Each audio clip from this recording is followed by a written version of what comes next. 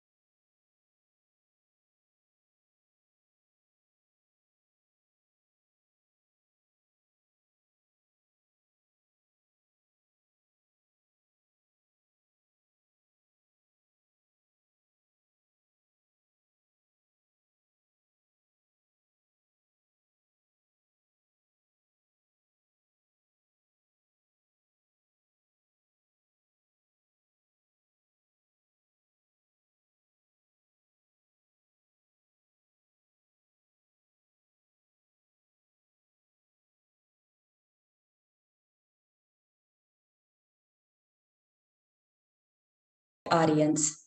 Ladies and gentlemen, welcome to the third edition of Impact Conference. My name is Taylor Hughes, and I will be your host during this two-day event. The aim of Impact Conferences, past and present, is bringing together actors of positive change, socially responsible businesses, investors, foundations, civil society, and social enterprises.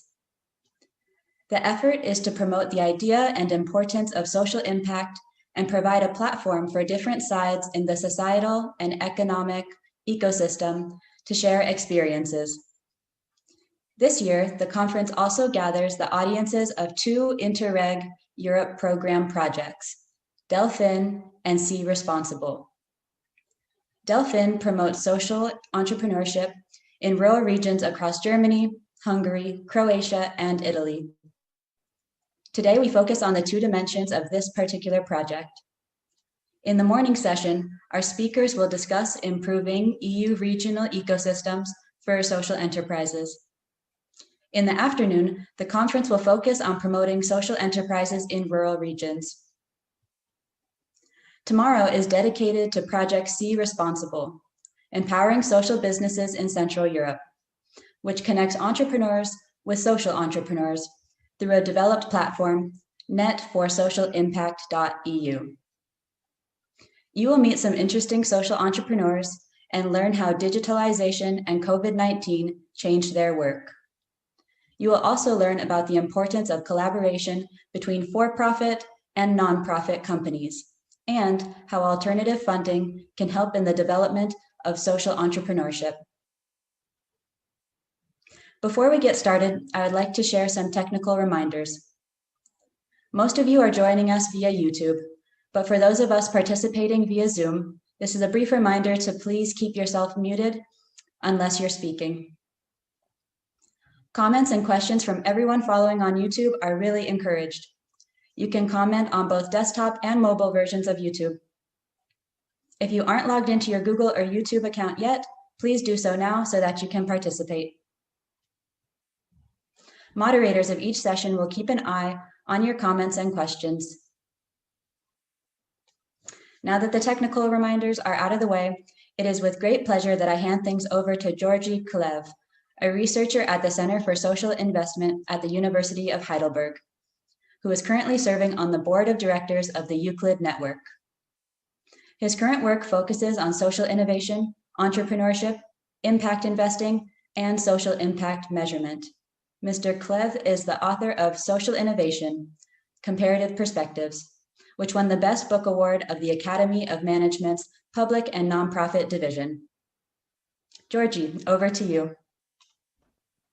Thanks very much, Taylor. Let me just start to share my slides. That's a great introduction, and thanks everyone for having me. The title of my talk is The Power of Social Entrepreneurship. I'm pretty sure that most of you, if not all of you, know the line from the Spider-Man comics, with great power comes great responsibility. And I think that saying has a bearing on the topics that we're discussing today, but in a different fashion. Social entrepreneurs have great power because they take on great responsibility. Let me explain what I mean thereby. So first of all, social entrepreneurs are contributing to making niche solutions mainstream.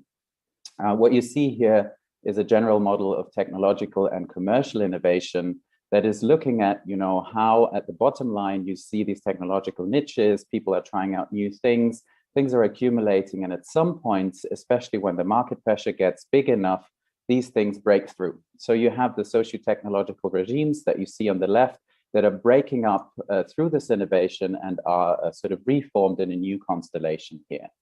The example that this research is based on is a historical one. So the guy who's done this research, Frank Geels, is using the example of how steamboats back in the past replaced sailing ships at some points when the market environment was ready.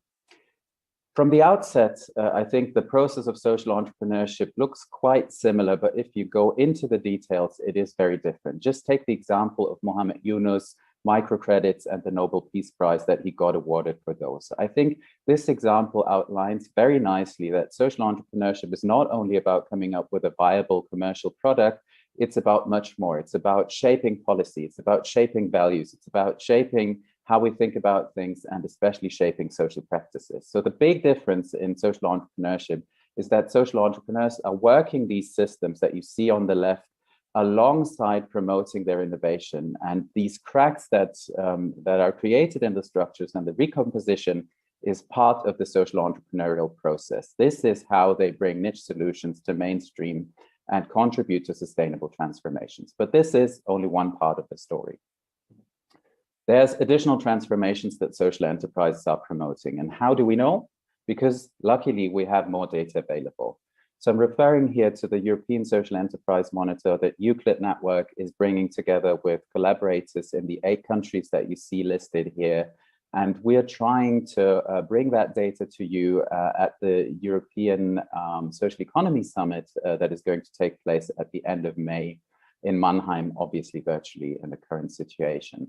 And the line and the prompt that I have at the bottom here, join in, means obviously join us for the presentation of the results at the European level. But at the same time, if you're not in one of the 8 listed countries and you're interested in bringing the Social Enterprise Monitor to your country, get in touch with us and we'll see how we could realize that. So what does that data enable us to say? So I'm referring to the German Social Entrepreneurship Monitor, which has already been published a few weeks ago. And you see a very impressive lineup of figures here in terms of how social enterprises are promoting gender equality. So you see the share of females at the CEO level, at the board level, and at the employee level. And everyone, even if you don't know the data, will know that in commercial entrepreneurship, this looks very different. So this is a transformation that social entrepreneurs are bringing about. The second point that I want to make, and that relates to the Social Economy Science Conference that we've been running at the end of 2020, especially Julie Batilana's work, which is also going to appear in the Stanford Social Innovation Review series, which we just kicked off, is about the democratization of work. So social enterprises are working on low hierarchies. They are trying to make their employees and other stakeholders participate. So basically, they are promoting a blueprint for the organization of the future that is more democratic. And obviously, it's not only the event that I just mentioned and the series, but also prior work, especially by the MS network and collaborators there. So we've been doing the research for the German report is this social enterprise mapping, which I referred to here on the slide as well, which is making very similar points. So you see that these are two transformations which we often don't have in focus when we think about what social enterprises are contributing to society. Now you would think, wow, this sounds great. So everyone is going to love social entrepreneurs and enterprises. They are going to cherish them and support them in the best possible way. But unfortunately, that's not the case yet. So I see two big challenges. The first one, and at the bottom, you see the corresponding research, and on the top, a blog post that relates to it, is that we looked at policies across Europe in many different countries. And of course, this is put in a very pointed and a bit provocative fashion, but there's, at the policy level, there's still a lot of confusion about what social entrepreneurship is, what social enterprises are, and especially this process of social innovation and sustainable transformations and the complexities of it that I mentioned at the very beginning. And the result of that is that we still have inadequate support structures. The second point that I want to make is that you have the social enterprise, the social entrepreneurship sphere, and another one which is thriving at the moment, which is impact investing and responsible investment more generally. But I think there is still quite a disconnection between the two worlds, which you see in the graphic here, which has emerged in our Accelerating Investment Readiness MOOC, which we actually developed as part of an Interact project. And you see especially that first, those two worlds are still divided, and that's also the argument that I make in the blog post that I have on the bottom here. And the more important point is that social entrepreneurs often can't draw on the full spectrum of finance because they sometimes have these difficulties in that profit and the transformations that I've been describing earlier don't always go hand in hand. So they have a lot to offer, but it's not appreciated in the way it should be. What is the reason for the mismatch and the challenges that I've just described? I argue it's because we don't see the bigger picture. And what is the way forward? I argue it's an integrated view towards what social entrepreneurship is contributing to society. So the solution that I'm proposing, so you see here another graph from the MOOC I mentioned, which are actually animated videos that if you want to can check out on our YouTube channel. This is the story of a social entrepreneur in the food business that at some point was realizing she can grow her impact by growing her own organization, but that has severe limits. So at some point she shifted this to educating others rather than growing her own organization. And the most important point, and these are sort of the pink circles here, and number two is what I'm referring to now, is that she was thinking about how to position herself in a bigger system in the sense of how could she collaborate with big business, how could she collaborate with academia, but also with policymakers in order not only to grow her own organizations, but change the system in which food, in this case, cacao is produced and the standards that are being applied. What's very important is that she was going through a journey basically and was thinking about, what is my solution? What is my theory of change? How do I actually get to the biggest impact? Really detaching this thought from her own organization and really thinking about how she could be shifting systems and the process, the societal process that is necessary to get to this change. And a very important point, and that's also the headline of this event, impact, is really thinking about what kind of evidence can I gather in order to see whether I'm getting to these transformations. So this is one side of the story. This is really directed towards social entrepreneurs, the organizational level. Think outside the box, think beyond your organization and look into what kind of collaborations you can be forging, in order to get to this transformational stage. And the argument that I'm making on the posts on the right side, a German and an English version, is that policymakers shouldn't only be thinking about how they can design framework conditions, but how they can be part of this process. Because we see in our research and in our experience as a network that it is essential that policy is collaborating with the social entrepreneurship sphere and area in order to get to this transformational stage. And to conclude this and to close the loop to what I said at the very beginning, if you recall the model that I was showing you, sometimes crises are actually a very good moment in time because they actually create quite a bit of cracks in the existing system, which enables these niche solutions, these innovative solutions to diffuse and actually become mainstream. So you probably all sense that the current crisis, with all the downsides and all the problems that it produces, has the real benefit that this space, social entrepreneurship, the impact space in general, is getting way more attention. And I think we should all be using this momentum and this possibility to forge alliances and get to this integrated view, which we need in order to tackle the societal challenges that we're all facing. Thanks, Georgie, for such a great introduction to social enterprises and the journeys of social entrepreneurs. As we move on, the morning session, A Conducive Ecosystem for Social Enterprises, is divided into two parts, the seminar and the roundtable. Both will be chaired by Mr. Fabio Scarali, Head of Innovation from Giacomo Brodolini Foundation in Italy. During the seminar, the 6 speakers will share their views on the topic. Then at the roundtable afterward, you will have a chance for everyone following along on YouTube to pose their questions to the speakers. We expect to be done with the morning portion of the conference by 11:50 a.m. Mr. Scarali?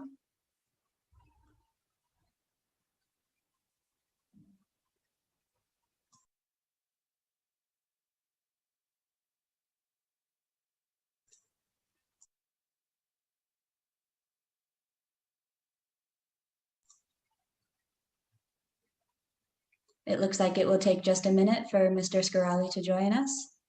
And here he is. Good morning. Thank you very much for the introduction, Taylor. And we are very proud and pleased as Fondazione Brodolini to be a partner of Delphin and co-organizers of this conference. As anticipated this morning, we have an open seminar followed by a roundtable. The title of the open seminar is A Conducive Ecosystem. And the notion of ecosystem is a very important one because we know from experience that innovation is actually facilitated by the existence of an interdependent set of actors, tools, models, resources that can support the birth and growth of innovation. And in particular, when it comes to social enterprises, and in particular, those acting in rural areas, it is important to understand what is the notion of an ecosystem in such a context and what are some of the levers that can be pulled to support the birth and growth of social enterprises. So this morning, we have a very good set of speakers that will open this seminar with their presentations, and I will introduce them in a second. And then it will be followed by a roundtable discussion when we will be glad to accept questions from the audience. And of course, we will interact with our speakers. I will now introduce in the order the speakers, and then we'll give them the word. So we have today Claudia Zott, from the Investment Bank of Sachsen-Anhalt, and István Szenttamási from IFKA. Then we will have Francesco Molica from the Conference of Peripheral Maritime Regions, followed by Norbert Kunz from Social Impact and Tatiana Glad from Impact Hub Amsterdam. And then to close the first part of this open seminar, we will have a keynote speech by Paola de Baldomero Zaza from the European Investment Fund, which we're very happy to have, and will give and provide an overview on what are some of the tools that the EIF is putting on the table to help and support the private sector in fostering these important vehicles for social impact. I want to just stress the fact that we are a little tight on time, so I will ask all the speakers to stay within the agreed time. And without further ado, I want to give the floor to this couple, Claudia Zotta and Tamás, that will talk about challenges in creating business support structures for social enterprises in rural regions. So please, the floor is yours.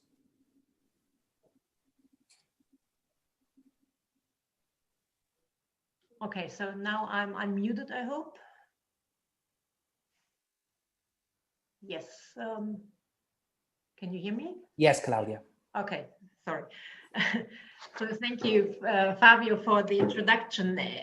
As Taylor said in her introduction, today is the Delphin Day of the Impact Conference. And before my colleague Tamás will provide you with an insight of the lessons learned during our pilot activities in this project, I would like to give you a short introduction into the Delphin project. Next slide, please. So here you can see the project's approach. So as we all are aware that rural regions in Central Europe face economic transformation processes. So aging, decrease of population, unemployment, healthcare issues, and so on. And as the Georgie already pointed out as well, we strongly believe that social entrepreneurship contributes to better economic, social, and environmental performance of the rural regions. And it helps to advance economic and social innovation. So our main goal in the Delphin project is a promotion of social entrepreneurship in rural regions. And with our activities, we are actually focusing on 3 specific objectives, which you can see in the bottom line of this slide. So what we want to do and what we are doing already is we want to improve funding for public support structures for social entrepreneurship, so the ecosystem, let's say. We also want to improve finance and funding instruments for social enterprises and entrepreneurs themselves. So not only for the support structures, but also for the enterprises. And the third one, which is in the middle of the bottom, is to facilitate a quadruple helix cooperation. So how do we do this? Actually, it comes in by the way we do things. So we involve, during the whole process of the project, we involve relevant stakeholders, and we try to set up co-creation processes in order to build a sustainable ecosystem for social entrepreneurship in our regions. So what are our outputs of the project? The next slide, please. What can you expect? So basically, we can say that we learned a lot already during the course of the project so far. And we also want to give others in our 4 regions and beyond the opportunity to learn with us and to learn more about social entrepreneurship. We do this by sharing our outputs.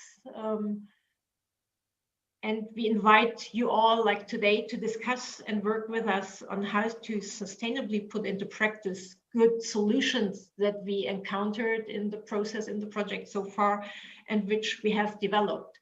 So far, when you look at the outputs that are listed here on the slide, we have terminated the toolbox already, and we are about to finish the pilot actions, which Tamás will talk about a little later, and then there's more to come, trainings and a transnational strategy and regional action plans for the promotion of social entrepreneurship in the rural areas.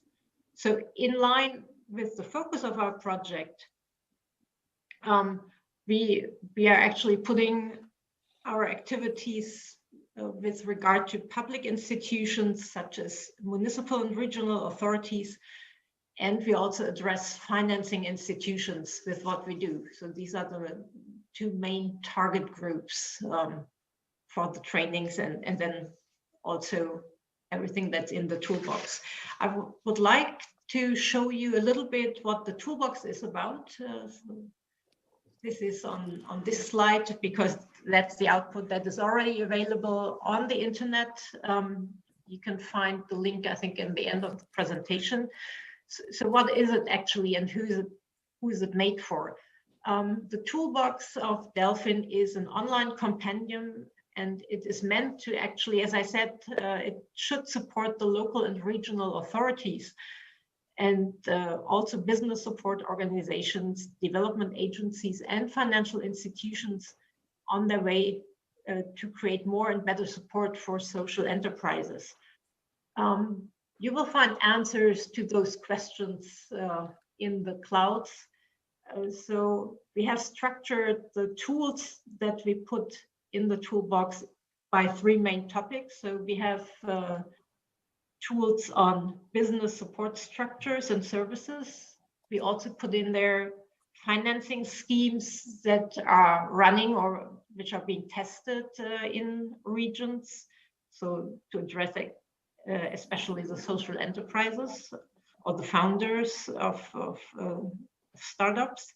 And the third category is evaluation tools that we have in this box.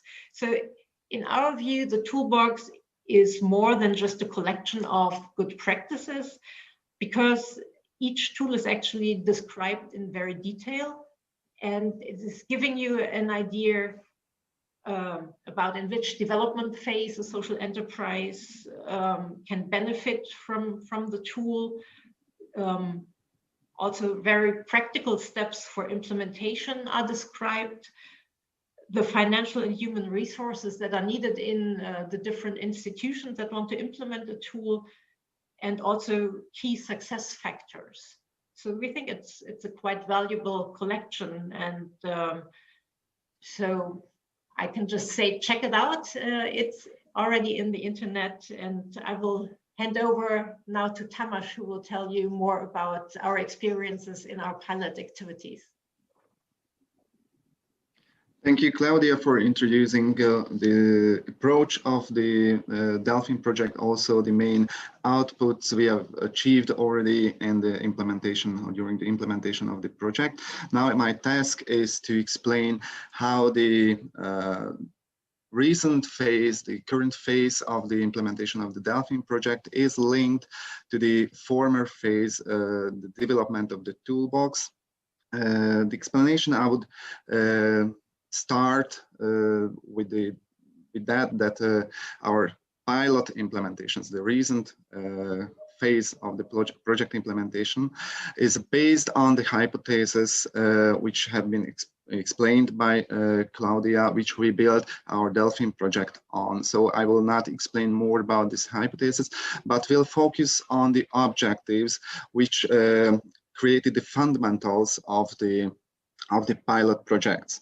So we had, let's say, micro and macro level objectives with our pilot projects. On the micro level, we wanted to validate the hypothesis. That means we intended to test those instruments which are collected in the toolbox. This testing we planned to implement through real business and financial development experiments, let's say, and also by providing real cooperation and networking opportunities for social enterprise ecosystem actors, role players, social enterprises, financial institutions, local authorities, to build up their own ecosystems in the rural regions. On the macro level, we intended to establish recommendations for these social enterprise ecosystem role players in rural region, recommendations for how they could develop more effective social enterprise support systems, conductive ecosystems for social enterprises in their respective rural regions. During the pilots, we have, as I said, tested the some tools which have been collected in our toolbox. 15 tools have been tested. 10 of them have been business support services, 2 financing schemes, and 2 evaluation tools have been tested during the pilot implementation, and 1 extra tool, community resource mapping tool, also have been tested during this experimental period of the Delphin project. During the pilot project, we applied funnel approach. That means we targeted 165 social enterprises, of which 43 have been participating regularly in the implementation of the pilots and receive the services provided by Delphin partners for them. And 17 social enterprises have been selected as they have fulfilled successfully, let's say, the requirements of the pilot projects, proving that the tools which we have collected in the toolbox can be applied and transferred successfully to rural regions. They proved this applicability and transferability of the tools by creating their new social enterprises, or by developing business or financial plans, or by developing new products and services, which will be presented during our pitch presentations section in the afternoon. On the macro level, as I've mentioned, we wanted to develop recommendations for the local ecosystems for creating supportive business support structures for social enterprises in the rural regions, based on the hypothesis which had been explained by Claudia. So we, let's say, evaluated the outcomes of the pilot projects and identified those challenges, internal and external challenges, or namely weaknesses and threats, which the members of the ecosystems face with if they would like to create such, let's say, development programs, business support structures for social enterprises. I will not go to the details because of the time limits, but just an example, I would like to pick some, let's say, some aggregations of weaknesses and threats which had been clustered by the partnership during the pilot implementation. So typical weakness in case of the ecosystem role players can be the difference of their mindsets from the mindset of social enterprises. What does it mean? It means that for example, local authorities, for local authorities, social enterprises can be too, let's say, entrepreneurial, can have too entrepreneurial mindset that can limit or burden the mutual understanding between local authorities and the target group, social enterprises. Also, in case of financial institutions, the mindset of social enterprises can be to, let's say, non-profit, and it also can limit or burden the mutual understanding between these role players. On the other side, from the threats, I could pick, for example, the characteristics of the local entrepreneurial environment in rural regions, because generally it had been observed by the partners that the local entrepreneurial, let's say, ecosystem sometimes is too unmotivated, or is not prepared for such development programs. So these weaknesses and threats has to be taken into account if the local role players, the members of the ecosystem, would like to develop supportive programs for social enterprises. We didn't stop here. Of course, we identified during the evaluation process the, let's say, internal and external assets of the local ecosystems. I will not explain them now because of the time limits, and most important, that because we integrated these external and internal assets, strengths and opportunities into solution options. So these solution options have been defined by the partnership and also linked to typical groups of local role players of the ecosystems, mainly to local authorities and financial institutions, because we would like to focus in the later phase of the project on these, let's say, target groups. The solution options have been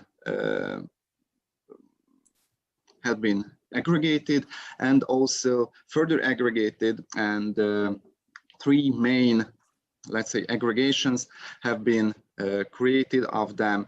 First is solution option which are referring to the approach and better understanding of social enterprises in rural regions. The second one is the involvement of stakeholders, more active involvement of stakeholders.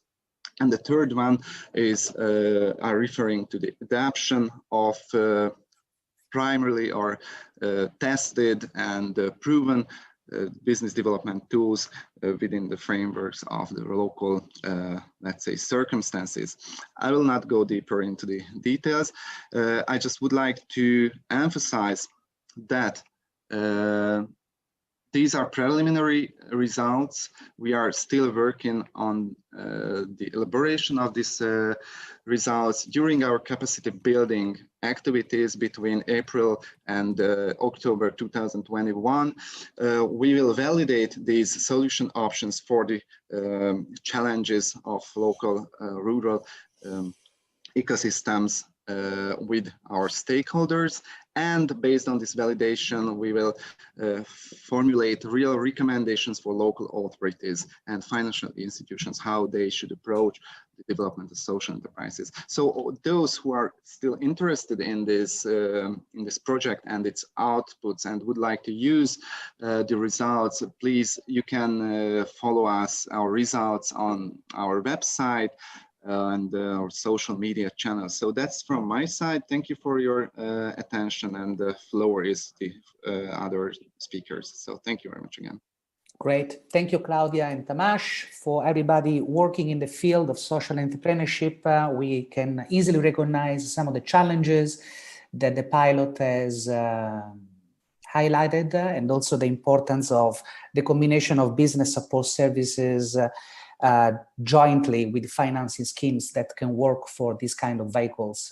Now we move on to Francesco Molica, who is, within a few of his competences, an expert on EU funding, and Francesco will guide us through what the next programming period of the EU funds has prepared for and to support social enterprises. Please, Francesco. Thank you, Fabio. Just a second, I think. Okay. So thank you, Fabio, for having me today. I will indeed try to provide a very brief overview of what are the opportunities under the next multi-annual financial framework of the European Union for the social economy in particular. And in order to do that, I think it is better to take a step back at the 14-20 programming period, and of course on what were the opportunities, especially under the European structural and investment funds. Under the ESIF funds for the 14-20 period, there was indeed a dedicated investment priority on promoting social enterprises under the thematic objective 9. And all the three main funds, that is the RDF, the ESF, and the ARDF, could indeed program money, could indeed channel money to this through this priority. Having said that, it is also it must be also said that of course, under the this programming period, there was also a priority dedicated to supporting social and SMEs as a whole. And of course, it may well be that many social enterprises have benefited from EU funds through this thematic objective. Let's try to see to which extent the social economy has been supported by the ESI funds in the 14-20 period. It is important to stress here that this this programming period is still underway. In fact, commitments that, the commitments that should be taken, until the end of, should have been taken until the end of 2020, can be implemented until 2023. That's why, for instance, in many countries, up to 30 or even 40% of the European structural funds have not been spent yet. They will be by 2023. In any case, if we look at the thematic objective 9 on combating poverty and promoting social inclusion, we can see here that nearly over 56 billion euros have been planned overall across Europe. We don't have specific data as regards the how much of this funding has been allocated to supporting the social economy. We have, though, some data concerning the total amount of firms that have been supported under these specific objectives, so most of which are indeed social enterprises. This is not a very high number, I must say. It may perhaps mean that the dedicated funding priority has not had a big uptake, because, as you know, this depends then on the member states, and to some extent, well, not to some extent, and on the program authorities that are at national or even at regional level. It is for them to select the priorities and to decide then how to and where to invest their money, of course, based on a certain number of provisions. But this is not a very representative figure in my view, because it may well be that most of the social enterprises have been indeed supported through other investment priorities or thematic objectives, mainly under the thematic objective 3. If we look at the financial instruments for social enterprises under the 14-20 period and under the European Structural Investment Funds, interestingly, financial instruments under the thematic objective 9 have been set up in a few member states, including Italy and Poland, and they have come in the form of mainly loan and microloan schemes, with only a few exceptions here. But again,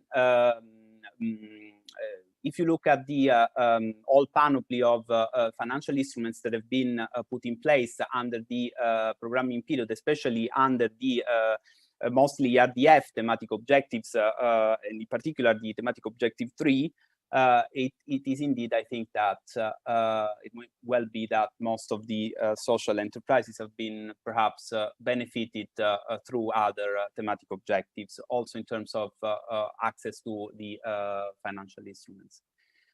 Coming to the new programming period, there are some interesting novelties here. Well, first and foremost, the budget of the ESF Plus, which is the fund that is indeed going to support the most the social economy has been increased significantly, despite overall cuts an overall reduction of the global envelope for the cohesion policy and for the European structural and investment funds in general. There is, if you look at the regulation on the ESF Plus, on the European Social Fund, there is a stronger emphasis on the importance of social economy and a very explicit reference to the need to improve the access to funding for the social enterprises across all Europe. And lastly, when it comes to specific requirements, it must be indeed stressed that member states will be required to put in their programs a dedicated priority on supporting social innovation or on upscaling innovative approaches tested under the European Programme for Employment and Social Innovation, which means basically that more funding may be directed toward supporting the social economy through this, indeed, through this requirement. If we look at the situation as far as the other funds are concerned, to begin with, first of all, the European Programme for Employment and Social Innovation under the new period will be embedded into the ESF Plus, although with a smaller budget compared to the 14-20 period, but that is supposed to be compensated by the fact that more funding from the ESF Plus are then expected to be allocated to the social economy. There remains a specific category of intervention for social enterprises under the European Regional Development Fund, and the CLLD approach is simplified in order to also ensure a higher uptake, hopefully. Since we are talking about rural areas and social economy in rural areas, it is also worth having a look at how the rural areas are indeed addressed under the 14-20 period, under the 21-27 multi-annual financial framework. By the way, I would like to, in passing, stress that the European Commission is working now on a overall overarching strategy for the rural areas. A consultation has been taking place, and the strategy should be published in a few months' time. Rural areas are mentioned under the Article 174 of the Treaty on the Functioning of the European Union. This article is important because it sets out the objectives when it comes to pursuing the territorial cohesion. They cover more than 90% of the EU territory and are home to nearly 30% of the population. It must be said that well, the divide between urban and rural areas, according to the, and not only in terms of GDP, according to the latest figures, is indeed further growing. But this is something which is, I guess, well, with which all of you are familiar. Anyway, I looked up a recent study of the EPRC on the allocation of cohesion funds to rural areas. There are some interesting figures here. This study has been carried out on behalf of the European Parliament. To begin with, rural areas get for under the 14-20 period, they have been allocated only a third of the money allocated to urban areas. Across member states, the share of cohesion policy funds allocated to rural areas ranges from 5% to more than 30%. It really depends. And most of the investments are for transport infrastructures, as well as environmental actions, and then support also to SMEs. What's interesting as concerns the 21-27 period is that the there is a policy objective, a new policy objective on integrated territorial development, which indeed is also expected to ensure a more targeted territorial focus on rural areas. Under the RDF regulation, it is stipulated that member states shall set out a dedicated approach to rural areas where appropriate, but there is no specific earmarking for rural areas compared to urban areas. So urban areas since the period 14-20 benefit from this requirement, which is pretty important, whereby a certain percentage of the funding should be allocated to, shall be allocated to the urban areas. That's not the case for rural areas. That's it from my side. Thank you. Thank you very much, Francesco, for this comprehensive overview. It's interesting to notice that when it comes to European policy, rural areas play a very important role, but still there is some imbalance between what's allocated to urban areas and what's allocated to rural areas. And it's also interesting to notice the focus on the renovated focus on the importance of social economy, which, by the way, is also testified by, for instance, when it comes to ESF and the ASI program, the policy for the development of social innovation competence centers in member states, which has been recently launched as an initiative to help actually spend better the ESF funds when it comes to social innovation. Let's move on with Norbert Kunz, who will now introduce us to this notion of what an ecosystem looks like as a business environment for social enterprises. Please, Norbert. Yes, one moment.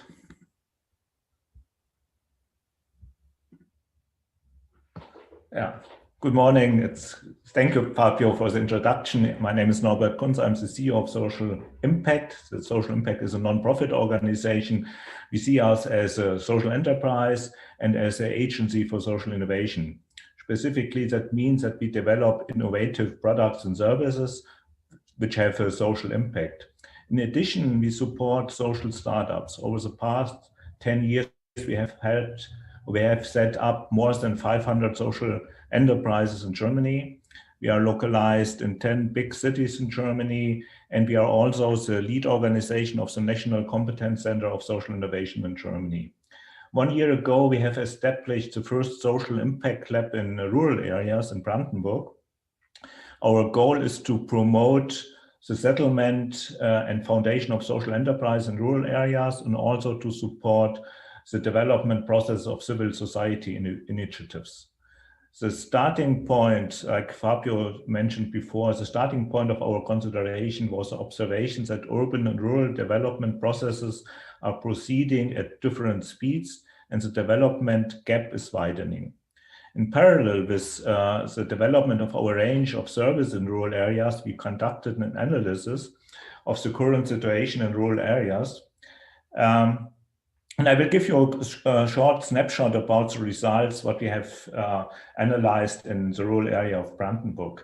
Maybe the first point that was is a little curious, we identified around 150 social enterprises in Brandenburg, but only 40 of them identified themselves as social enterprises. That was very curious for us.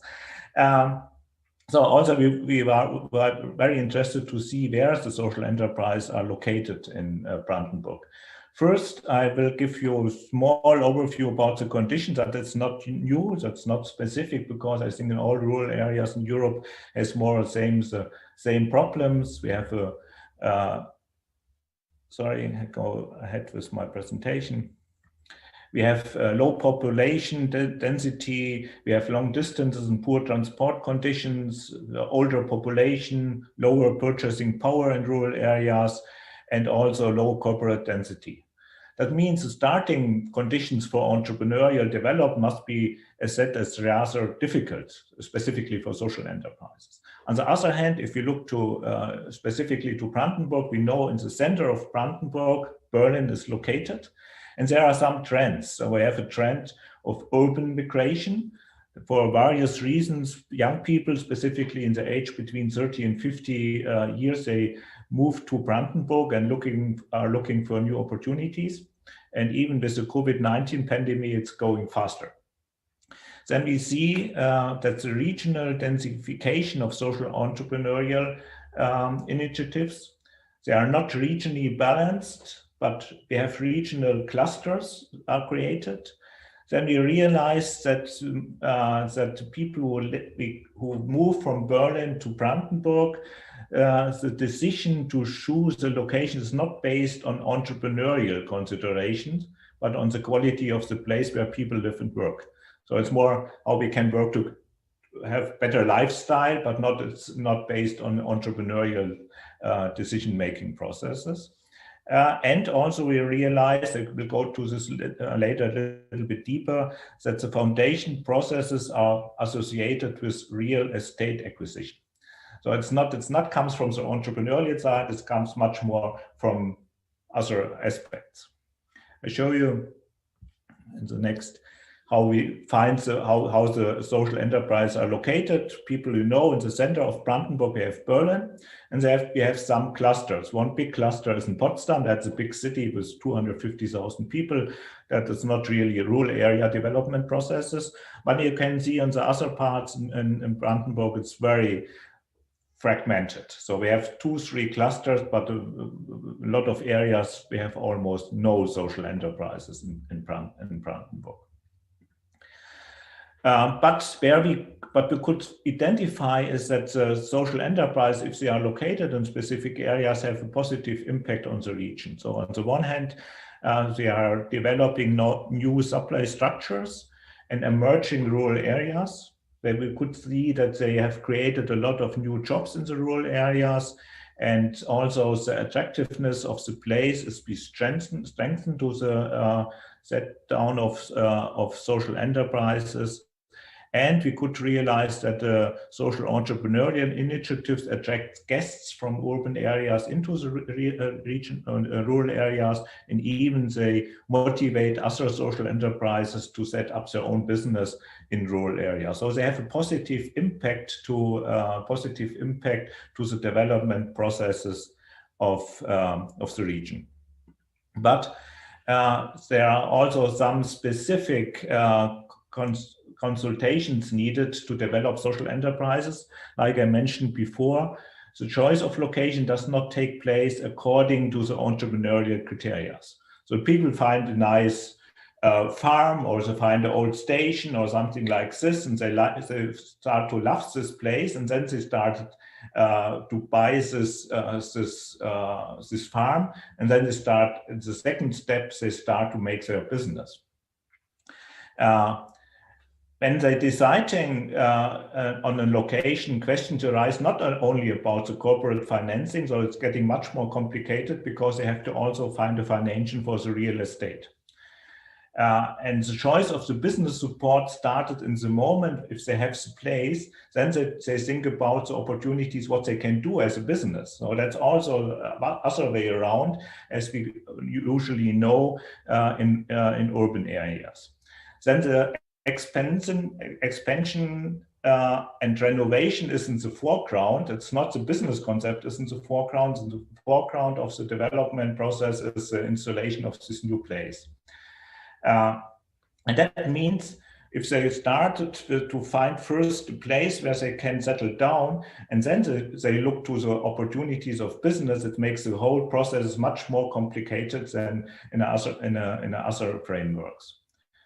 Then the next point, what we could realize is that we have some more specific obstacles. On the one hand, social enterprises are not really integrated into the regional networks, not in the business networks, not in the administration networks. Sometimes they know nobody in the region, so it makes it very difficult to make their own business. Very often, public administrations do not understand the concepts of social enterprises. When new people come from Berlin and they develop specific business concepts, it's not understandable for the people who live in the rural areas, and specifically not for the administration. Like I mentioned before, the financing is a big problem if it comes together between to buy a business, to buy an old house, to renovate this old house, and to develop a business concept. It does not fit to the funding structure of entrepreneurial structures.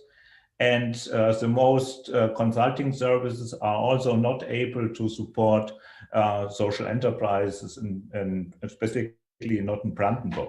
That is the basic what we realized to our analysis in Brandenburg. That means the most social enterprises are not satisfied with the framework of support of the support structure in Brandenburg, and so that's one reason that we have started with our service in Brandenburg. Thank you. Thank you very much, Norbert. I think that your interesting analysis brings us back to probably the main point of this conference, which really is how do you support both the demand and supply of social innovation, and that has a lot to do with the ambiguity sometimes and the fluidity of this kind of ventures, but also from a common understanding and a shared understanding of what kind of ecosystems are needed when it comes to supporting social innovation through social enterprises.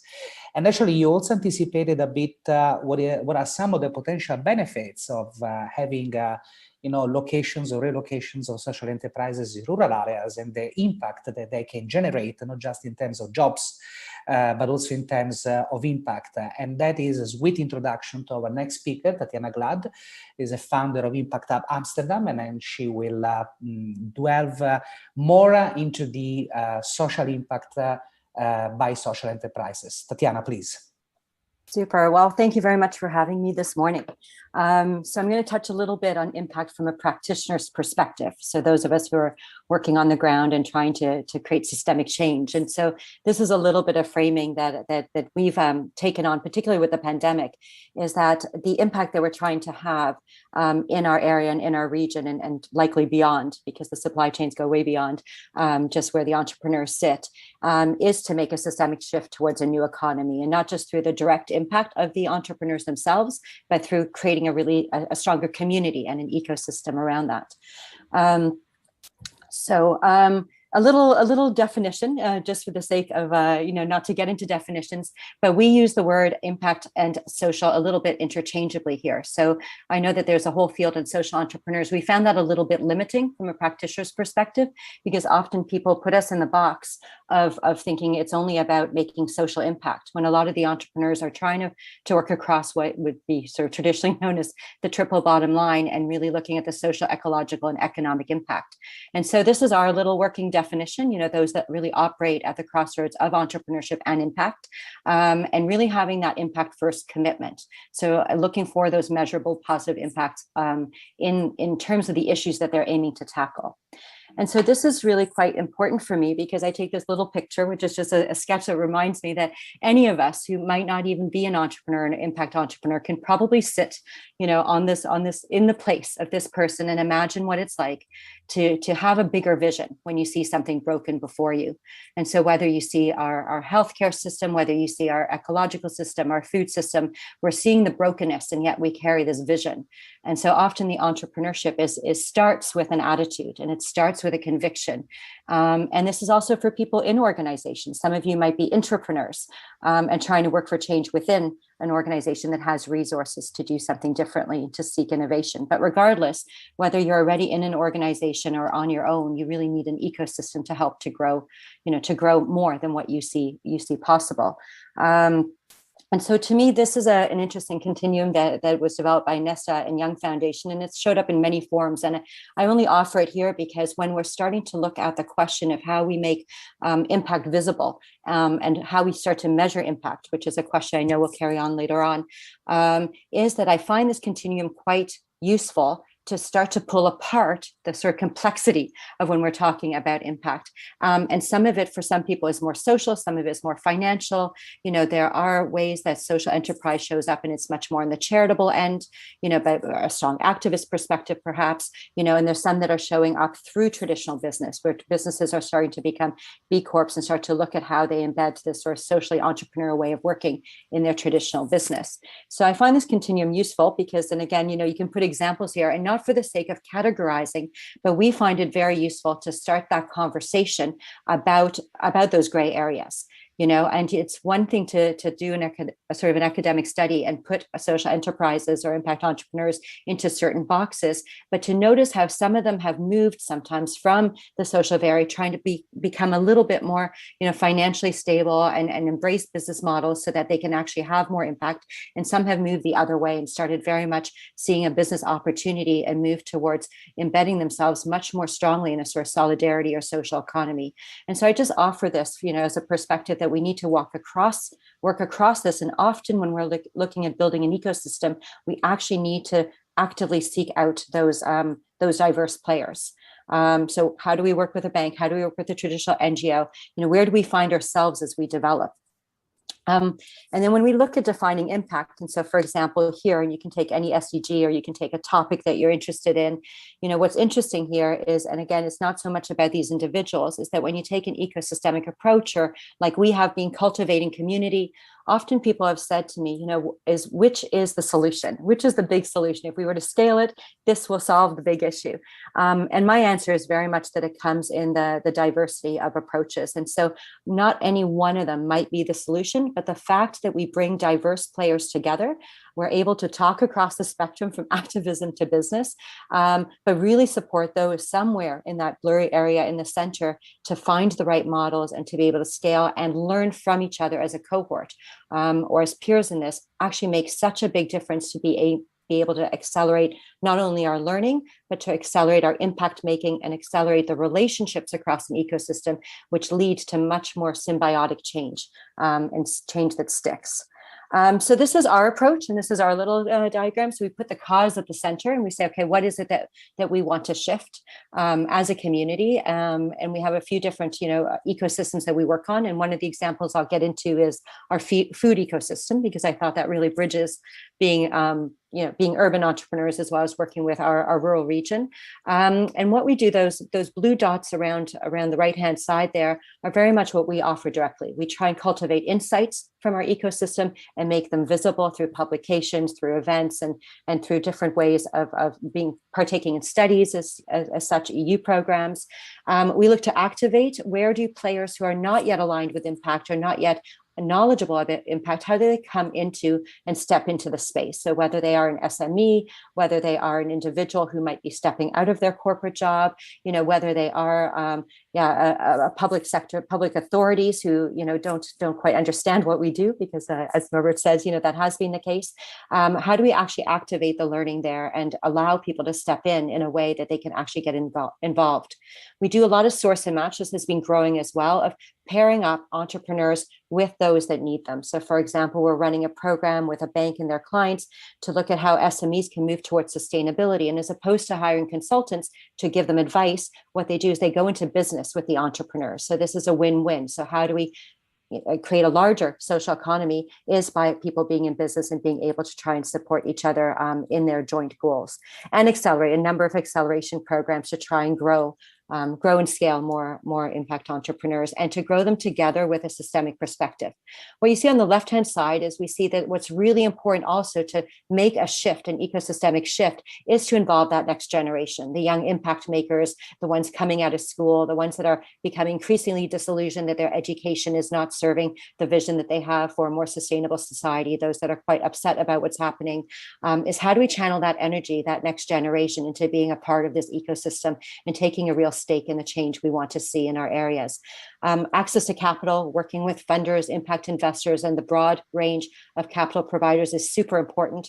You know, also, as Norbert said, is really, you know, that is a question. There's often a gap, and often the capital doesn't match the needs of the entrepreneurs, or the entrepreneurs don't match necessarily the needs of the capital funders. So bridging that gap is a role we see is really important through the work. and working with other spaces and networks. So that ecosystem is not limited to one space or one network. I think nobody owns the ecosystem.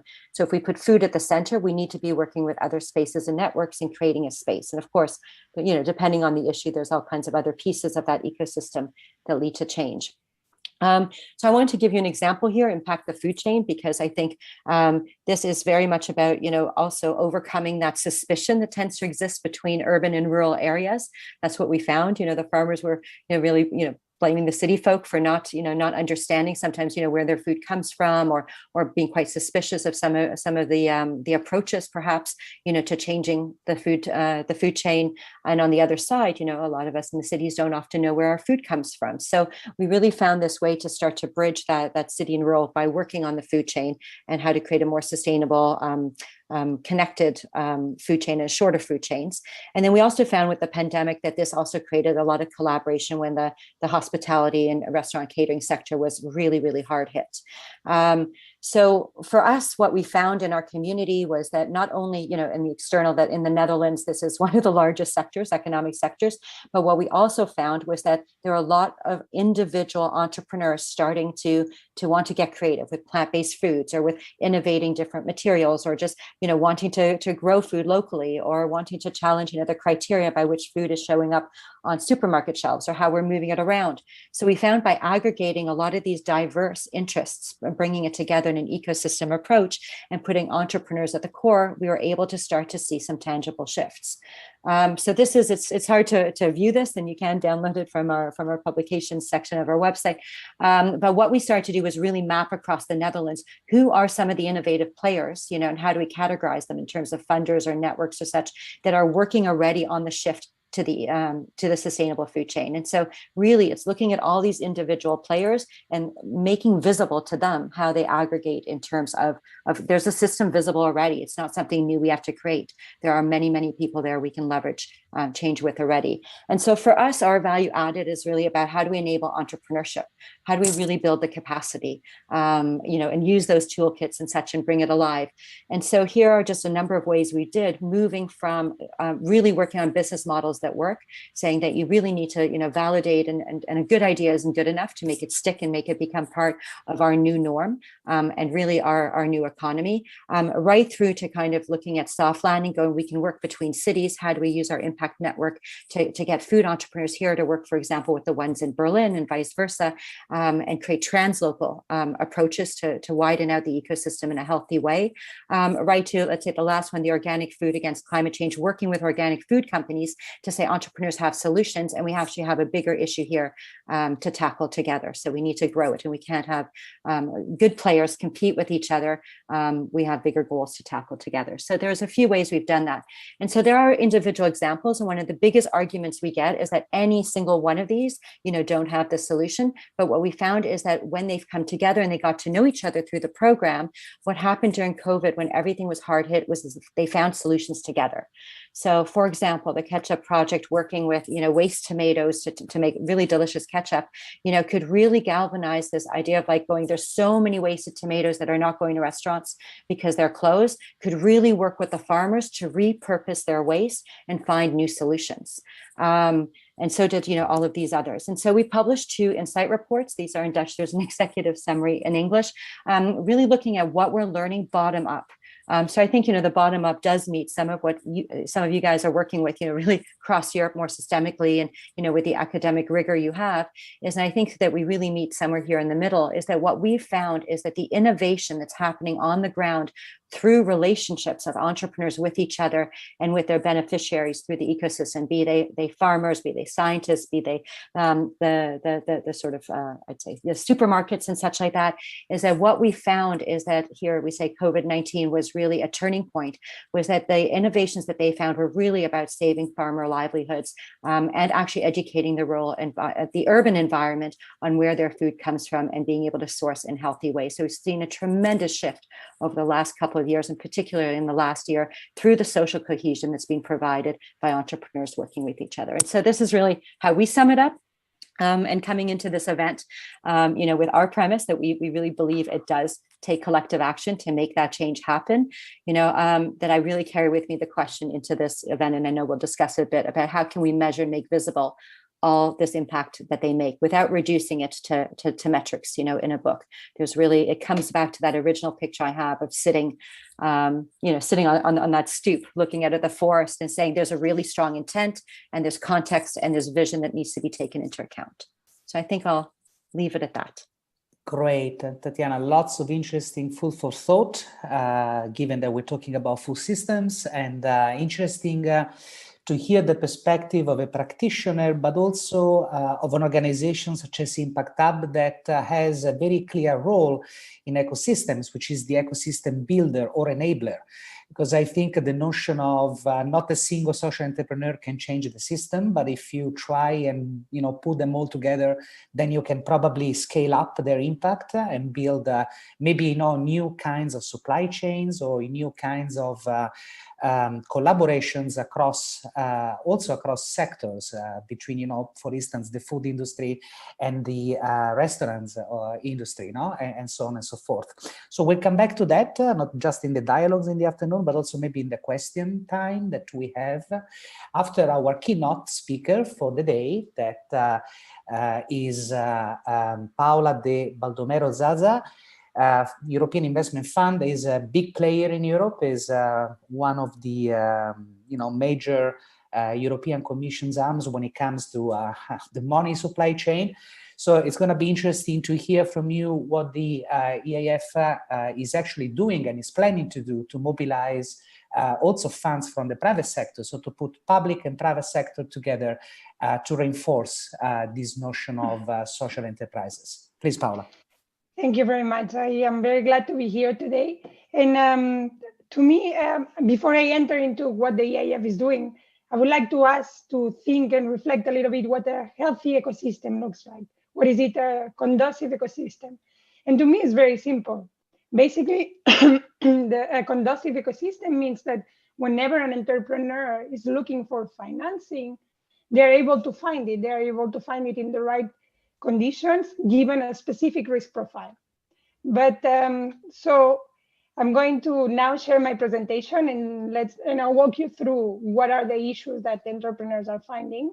Let me very quickly present my screen. Excuse me.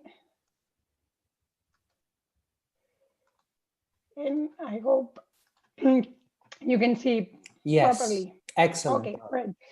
So as I said, right, when entrepreneurs are looking for financing, are they finding it? So what we have been finding in our research is that 25% of enterprises who are ready to innovate, to create jobs, and to produce economic growth at the local level are not able to find financing. And these are very, for various reasons, right? There is the fact that there are startups, that they are not producing profits yet. Maybe sometimes the entrepreneur doesn't have enough expertise in a specific sector, or they are just bringing up a new technology in a specific country that has never seen that technology. And in the case of social enterprises, it's even worse because the financiers do not understand their business models. Sometimes they find them to be too risky. They are too risky for banks. Sometimes when they are risky enough, then they are not profitable enough for the venture capitalists. They are too large for microfinance, and they are too small sometimes for those institutional investors that are responsible investors, right? So, and what is clear is that social enterprises, they do play a key role in supporting sustainable and inclusive economic growth. So when we have those social entrepreneurs with great ideas, trying to innovate and trying to find solutions to social issues, and they go to the financiers and they don't get the financing, we find ourselves with a massive funding gap. And the European Commission estimated that it's about 6.7 billion for the next programming period. This means that we need to create a dedicated social finance market. And on top of that, we really need to mobilize the private sector at a larger scale. So here is where the EIF comes in, right? And what we are good at is at implementing financial instruments. And here I'm trying to compare what a grant is versus a financial instrument. So when the European Commission puts out a grant program, they have €1 of public resources, that end up as a €1 of public resources in the pockets of the citizens, of the enterprises. So that's the one-to-one. But what do we do with financial instruments? What we do with financial instruments is the EIF creates financial products in the equity space, in the debt space, that share the risk with the financial intermediaries. And this is allowing financial intermediaries to relocate some of their own resources, creating this leverage that would allow the final recipients to receive 5 times the amount that was coming from the public resources. This is really a big achievement because, as we saw, the financial gap, the funding gap is really massive. So this is the way that we incentivize the financial intermediaries to put on their own resources. So here is just a quick overview of the structure or how EIF works. So we do not finance directly the small businesses. We get the resources from the European Commission. We structure these financial instruments that then are they are implemented through financial intermediaries, and then they themselves redirect some of their resources and reach out to the to the small businesses. So the benefits of this approach are very clear. We are multiplying resources. We are redirecting the resources and the finance and the funding to specific gaps that the European Commission has identified. And then we are at the same time trying to nurture the ecosystems to transform those financial intermediaries in order that in order to have a continuity after the end of the financial instrument. We want the financial intermediaries to understand a specific segment, in this case, the social entrepreneurship, right? If they incur for the first time and they start financing social enterprises, they will understand the business model. They would see that they are not necessarily more risky because they have a social goal. So this, it's a very important part of our work to transform the financial ecosystem to be able to have a long-lasting effect. So now we can deep dive a little bit on what is the EIF doing in the social impact space. So basically we have 3 flagship programs dedicated to social impact. One is FC, the European Fund for Strategic Investments. There is EASY, the Employment and Social Innovation Program from DG Employment. And then we created a program together with the European Investment Bank called the Social Impact Accelerator. Those 3 programs have allowed us to put in the market a wide variety of products for the debt side and as well as the equity side, and some of them focusing on the ecosystem building itself, in which is the capacity building. I will explain a little bit later what are the details of those. So we have also a dedicated team of people, both on the fundraising side, which is the mandate team, and which I'm part of. And then there is on the investment side, we have an impact investing team and an inclusive finance team dedicated to debt products. So the approach is, it's very holistic, right? We understand that social entrepreneurship is very heterogeneous, that some of the social enterprises are putting profit making at the same level as the social objectives. But sometimes the social objectives comes first. So we have to adapt our product offering to these different characteristics, and at the same time to a wide variety of sectors, because we don't have a sector-specific product.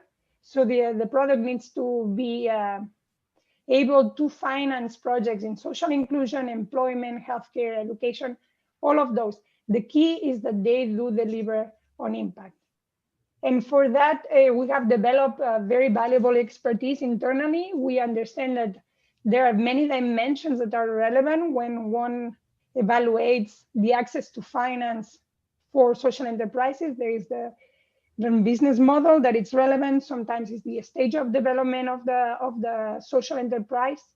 And especially we have this proprietary methodology for measuring impact that that has been built internally, and it really is a unique expertise that we value very much. Then we can now deep dive a little bit on the EASY program, and the EASY program is focused on the debt side.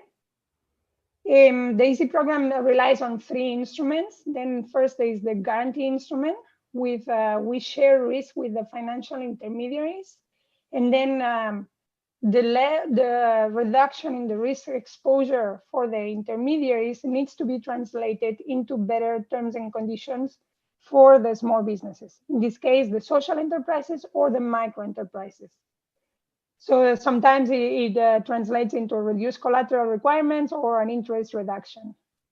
In the case of the capacity building, we are talking and focusing on the capacity of the financial intermediary. So we will give some financing to the financial intermediary that they will invest in a project to build better capacity so they can serve better the social enterprises and the micro enterprises.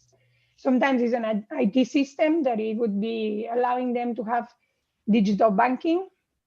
Sometimes they are just opening branches in remote or rural areas to be closer to the final recipients. That's the jargon of the EIF. And this is really like what we're trying to achieve, that the ecosystem becomes stronger. Sometimes we are just helping new intermediaries come in a specific market and help financing more final recipients that were not able to access financing in the first place. The third pillar of this EASY program is the funded instrument. And for this one, it's also a little bit into the ecosystem building, because here we are providing liquidity to the financial intermediaries that would allow them to pass to finance more micro and social enterprises. So here what we're trying to achieve is allowing small players, small niche ethical banks or other microfinance institutions to access the liquidity that they're very hardly able to obtain.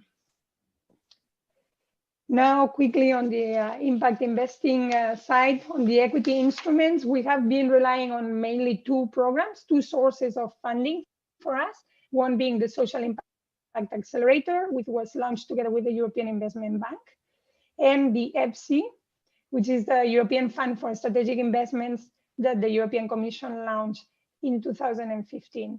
So here we have deployed these 2 resource funding sources through 3 main channels, which is an impact venture capital funds. So one product dedicated to exclusively impact venture capital funds. Another one, we have been co-invested with funds that are linked to accelerators and incubators. And the third one is focused on more product innovation, right? This is also a key element on ecosystem building, in which we test and pilot new financial instruments that then can be scaled up, and they are brought to the market in a way that it's safer and then it's more it's backed up by public resources. So here we've been trying to balance the market building and the market catalyst effects of EIF products. So on the market building, we are able to increase the number of funds, the number of local investors trying to reach the impact investing community or the social entrepreneurship. And on the second, we have built up the capacity of financing more social enterprises. So here is more on the catalyst.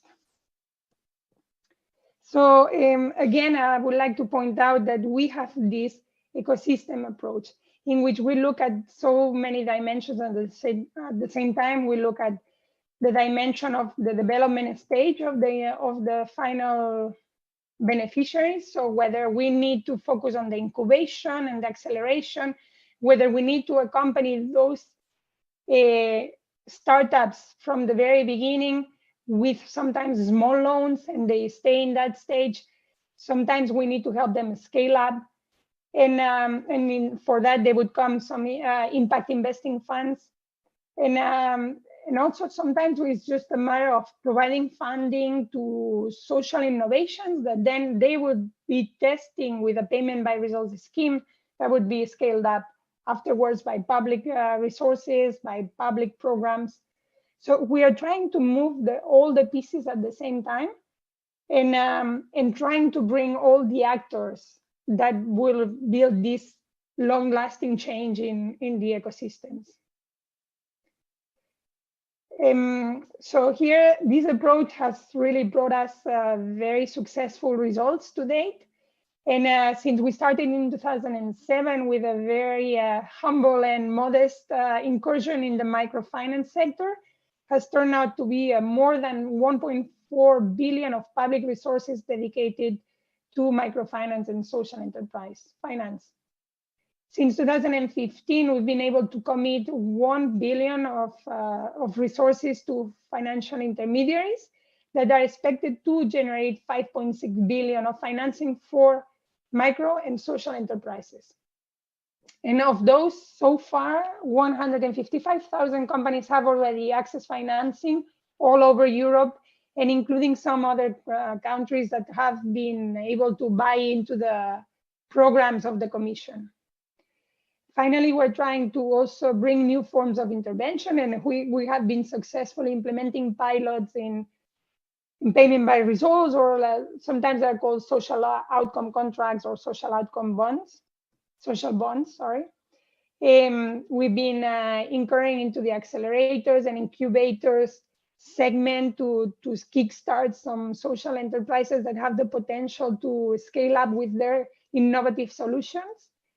And at the same time, as we mentioned, we have been trying to reinforce the ecosystem of financial intermediaries that they are able to provide, and become solid players in the social finance in the social finance space.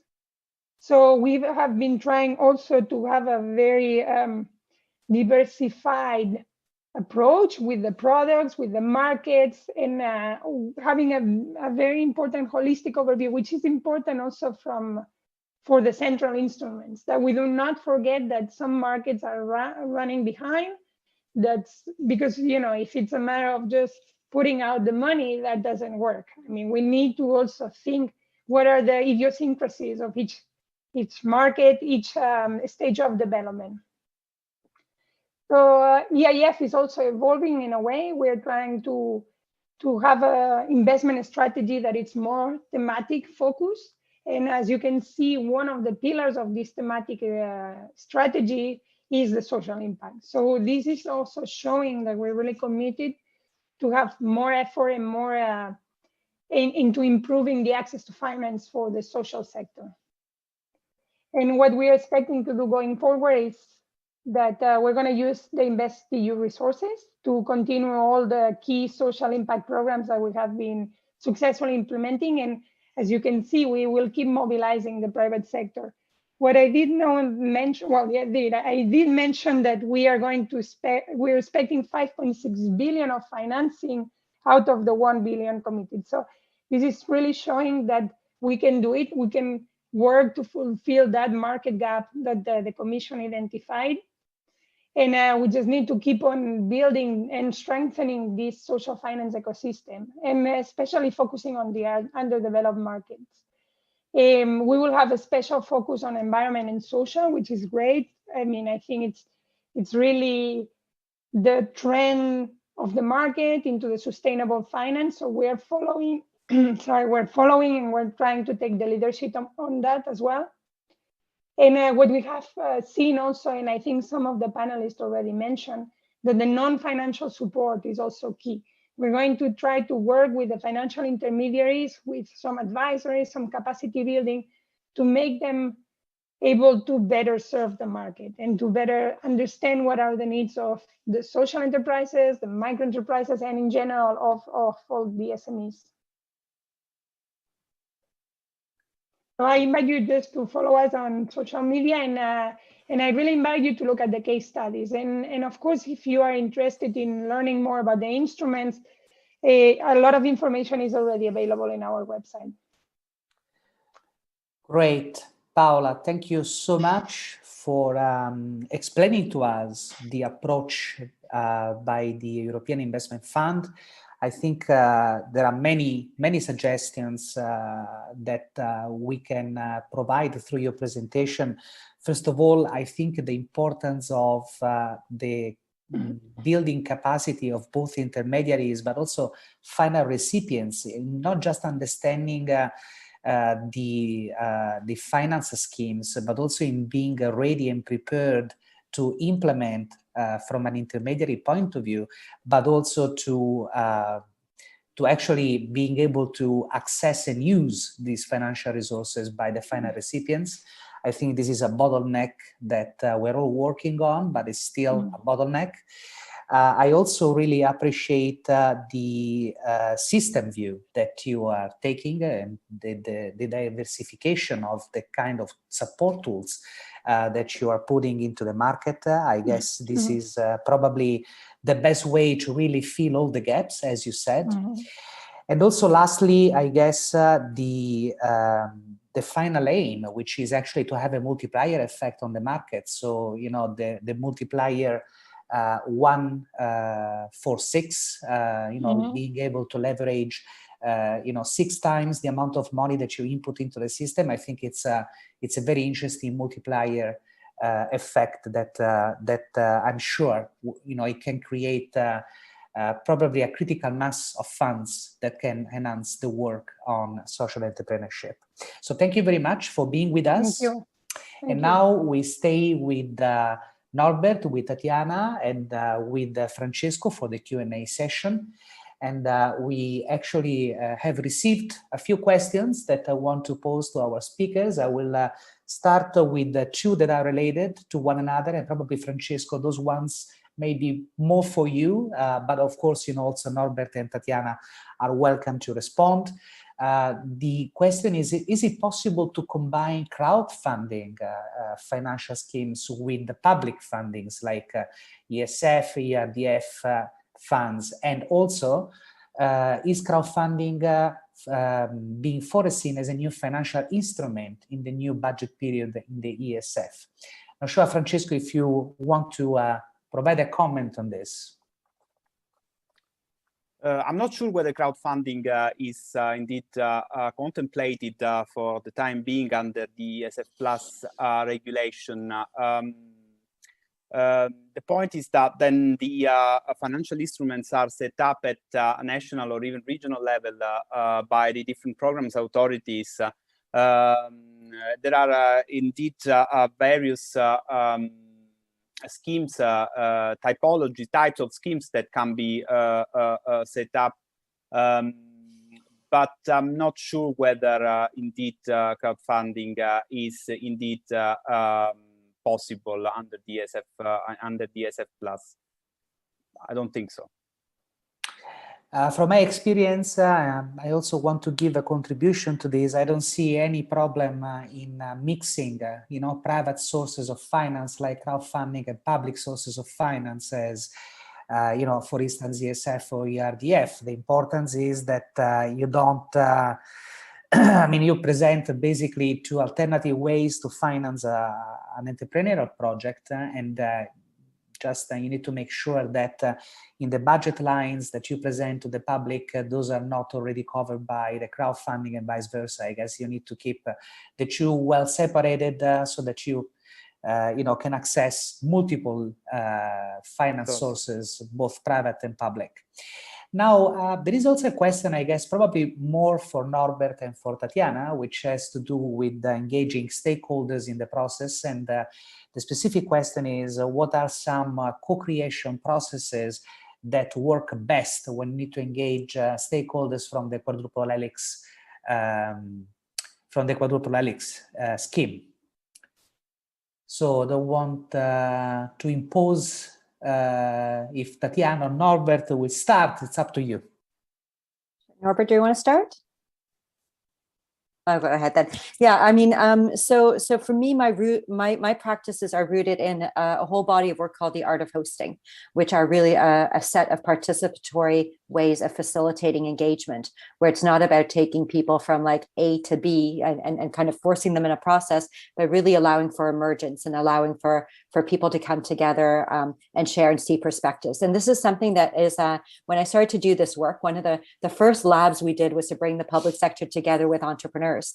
And this was not a way of working that actually either had been exposed to, and now it's kind of our normal way of working by bringing diverse people together in a co-creative aspect in a lab or some sort of brainstorm together, because there you're creating the relationships. But there what we found was really important to understand was that, and I think maybe Norbert had touched on it too, was you have different degrees of risk, right? The entrepreneurs have this conviction and want to make something happen, and the public sector is a little bit more cautious. So what we found is you need to couple that with a deeper understanding of one another's contexts, you know, to really understand like what's behind, because you might be going for the same goals, but you might bump up against each other simply because your context and your sort of raison d'etre, you know, why you exist in the first place, right? Because the government exists to minimize risk, whereas entrepreneurs exist to like kind of exploit risk.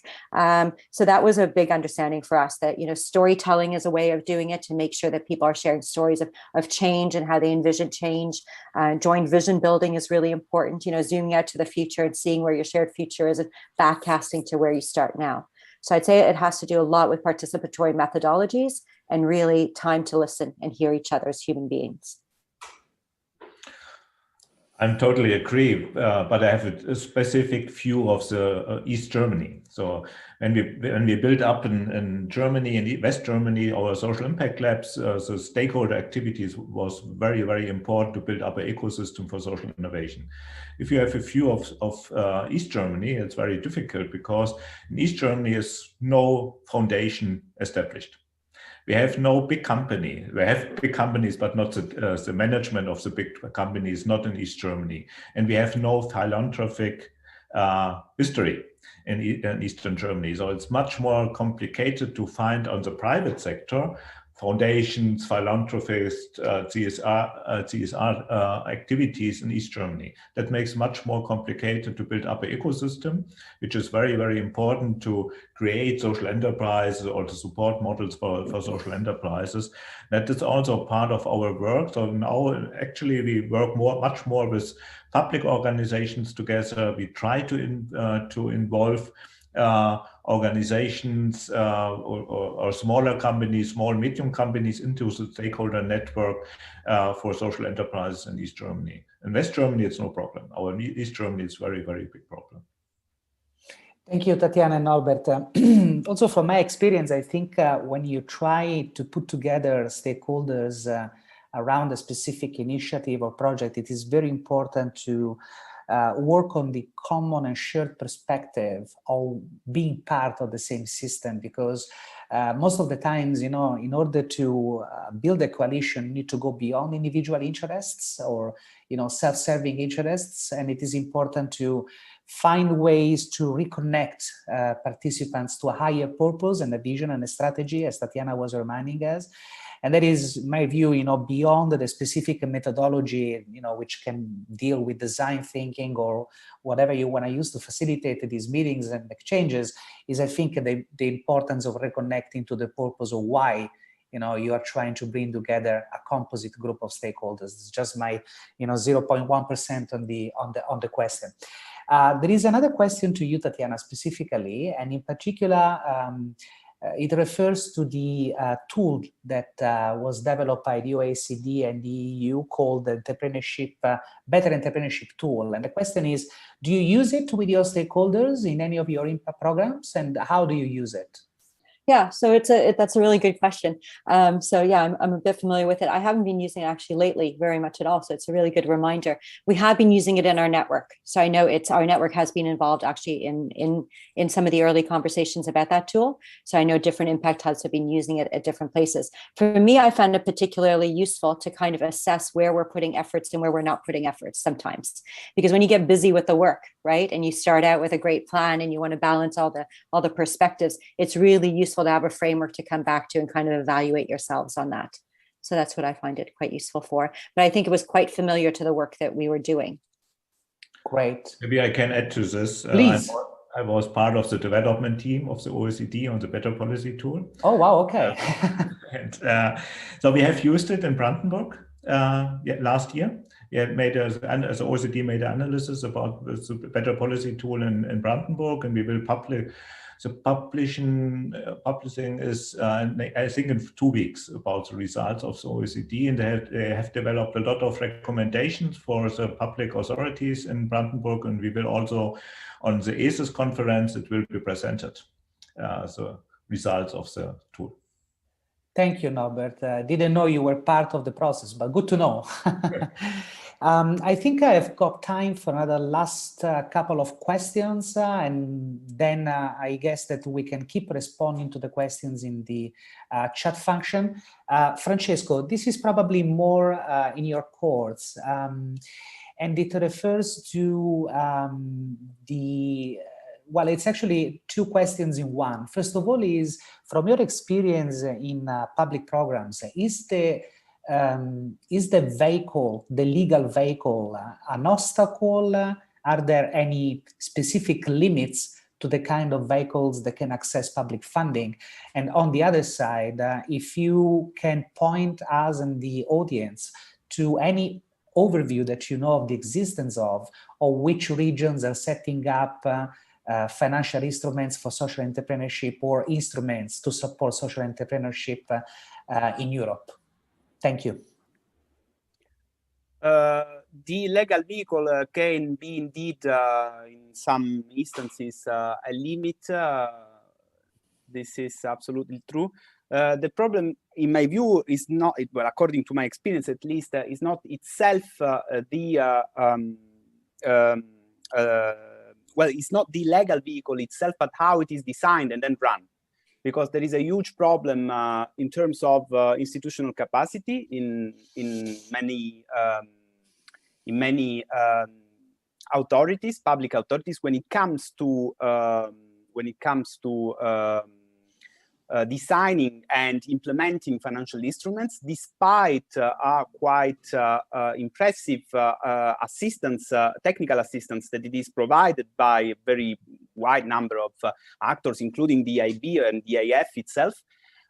So that's in my view the main limit here, and that's why also I'm talking about, of course, cohesion policy, which is the domain I am more familiar with. And that is why also in some cases, in many cases, at the end of the programming period,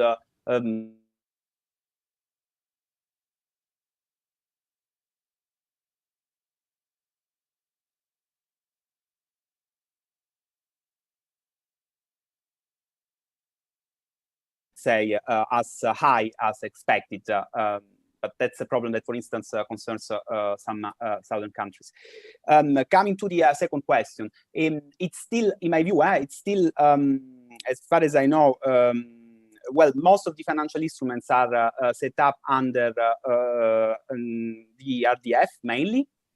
So for DSF and in social instruments that are indeed well, exclusively dedicated to supporting social economy are much more, well, are much fewer than other instruments, but there is indeed also a sort of awareness raising that is being done at EU level in order to persuade national and regional authorities also to set up instruments for these specific purposes more than in the past. What I know is that in Eastern countries that is to some extent more developed for the time being, and also in Italy there are some regions that have indeed specific financial instruments to support social enterprises. Thank you, Francesco. Just a very last question, but I would like a very sort of quick reaction from all of you, if you want. The specific question is, when it comes to social enterprises and let's call it support services for social enterprises, from your experience, Is it completely different than when supporting, let's say, an innovative startup or a small and medium enterprise? And if so, how different it is? In what ways? When we support social enterprise, social startups, in the beginning, we start with a theory of change. We don't start with a business concept. First point is which impact is, what is the impact of the project? What could they change on the social environment? What is the new social product? Which benefits has this for the user group? So we don't look in the beginning on the business concept first. We have to make an analysis about the theory of change. And if we are convinced and if we are if we have the feeling that it's a good product, so we work on the business concept. That makes a difference, maybe, in our case. I can echo that. I mean, the opportunity with the startups, right, is that you can form it in the DNA. The impact is the driver, right? It's the DNA, and then you're building around that. The work we do with the SMEs is that they're kind of trying to move towards impact, right? And I think that they have different stresses. So the idealistic entrepreneur starting at the beginning, wanting to, make a big difference in the world, has a lot of freedom, right? And is trying to figure out the resourcing that can help, to make that freedom a reality. I find the SMEs are much more squeezed, particularly in today's economy. So the economics have much more of a limiting factor in some of the conversations than, a startup entrepreneur does. Thank you, Tatiana. Claudia Zotto will join me in a minute to bring this open seminar to the conclusions. But before sharing my final remarks, and Claudia, here she is, I'd like to thank very much all the speakers of this morning, in particular Norbert, Tatiana, and Francesco, for the invaluable input that they have given to this open seminar, and for your availability to join in the afternoon the dialogues, which is going to be by invitation only, and will continue in more details the conversation on some of the dimensions of the topic of today. Before leaving the final remarks to Claudia, I'd like to share some of the lessons that I've personally taken on from this morning. I guess that the strong impression I have is that there is still a lot of work to do, not just into the specific in supporting social entrepreneurship in rural areas, but I would say in general in understanding the importance of social entrepreneurship, social innovation for an inclusive, sustainable development of our communities. There are still ambiguities regarding definitions, the impact criteria and measurement tools, the financial schemes or business support services schemes that really work. And I guess the work that still needs to be done is to keep sharing and to keep confronting experiences coming from different corners of Europe that can be useful in the logic of exchanging between local innovation ecosystems. Because I believe that no local innovation ecosystem can be in itself self-sufficient to generate systemic change. I am a strong believer in transnational cooperation, international exchange of practices, knowledge, resources, talents, models, ideas, in everything that can really help not to start from scratch every time, but to build on what's already existing. I also take home the notion that if I look back 10 years when I personally started working in this field, I think I sense an enormous progression in terms of awareness about what is needed to spur more social entrepreneurship. We can see many more examples around, and we can also see, and this is very welcome, many more young people aspiring to become social entrepreneurs when it comes to other more traditional professions, because I guess there is the thrill of being an entrepreneur, but also the mission and the ambition to generate a positive impact for the world, because I guess that the idea of a sustainable world and of the need for social inclusion and eradicating poverty and exclusion from our communities is getting stronger and stronger in our young people, but not just in the young people. Very last remark from my side. I guess that probably this morning highlighted again the importance of trying to build a bridge between the so-called 10,000 feet kind of overviews, or the kind of large programs and schemes that are moved by the European Commission, and the single social entrepreneur that works in a specific area, maybe a rural area or maybe a city in Europe. I guess there is a need to make sure that the chain, the transmission chain that goes from European level policy and European level instruments to what's needed at the local level to make things happen is becoming more tight, and is becoming more fluid, and is becoming more efficient in transmitting the opportunities, but more work needs to be done. And that's also the reason why we organize these kind of conferences, because they help us to bring together both the very high level views together with the views of the practitioners on the ground that need those schemes and need those supporting tools. So I thank you very much, all of you, and I will now leave to Claudia for her final remarks, because we are getting close to this morning session. Claudia, please. Yeah, thank you, Fabio.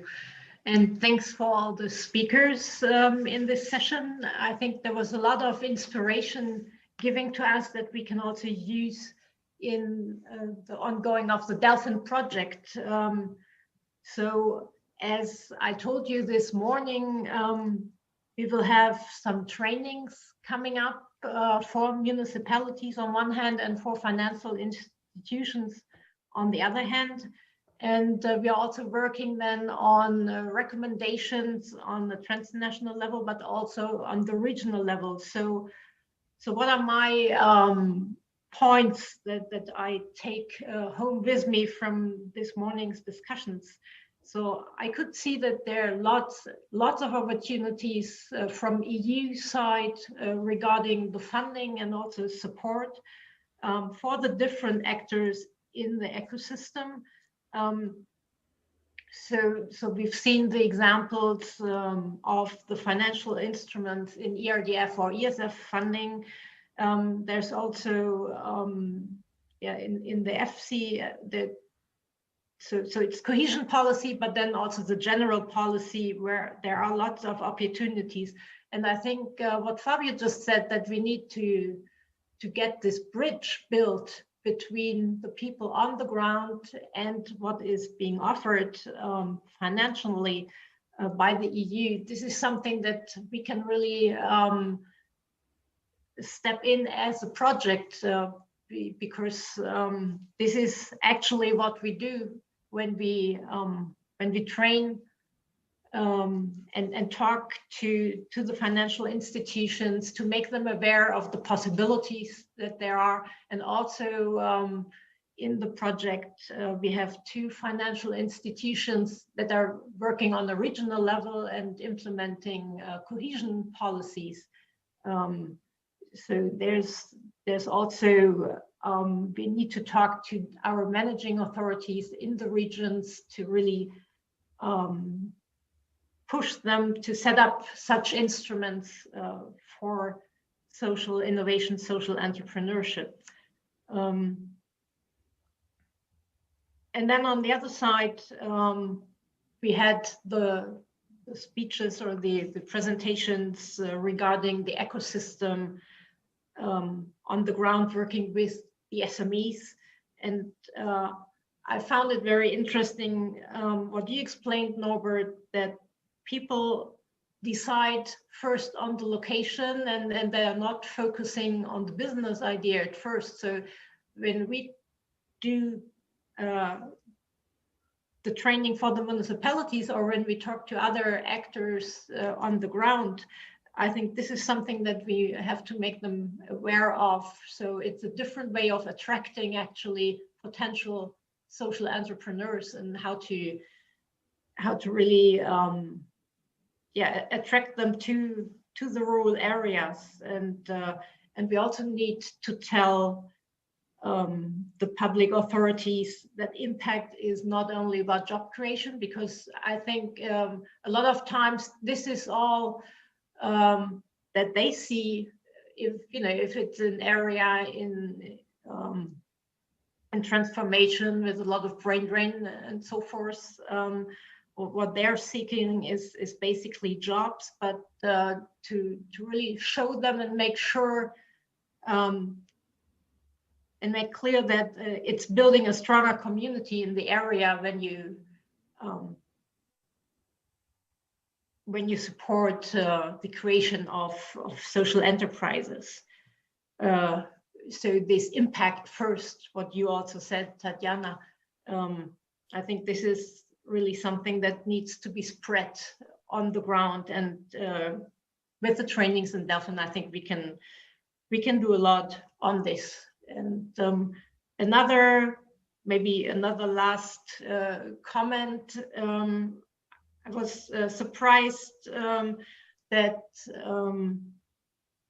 a lot of the financial instruments, that was just from the discussion now, that they're being implemented in the Eastern countries and in Italy. So we are really happy as the German partners of the Delphin project to have Italy and Hungary and Croatia in the project. So there are probably some good examples that we can draw from. So yes, it's about to say thanks again for all your contributions, and I think it was really inspiring for all of the Delphin team. And yeah. Great. Thank you so much, Claudia. I think we are perfectly on time, and with that, we give the floor back to Taylor. Thank you. Yes, this concludes the morning session for day one of the Impact Conference. Thank you so much to all of the speakers for sharing your work and your experiences with all of us, and to the audience for submitting such thoughtful questions. Now we will have a 45-minute break for lunch. Delphin project partners, please join your closed dialogues using the previously communicated Google Meet rooms. We will all tune back in at 1:45 when we move on with the marketplace. This will be a chance to meet our social entrepreneurs as they present their work. After hearing their pitches, you will be able to vote live for your preferred candidates. But we'll get to more of that in a little while. Please enjoy your lunch or your dialogue sessions. Thank you. Bye-bye.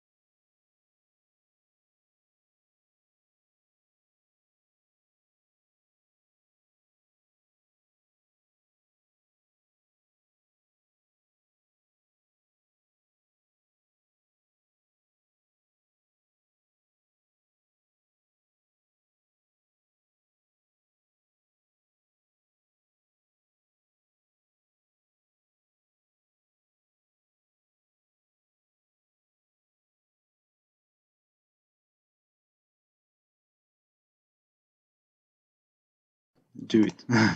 Great.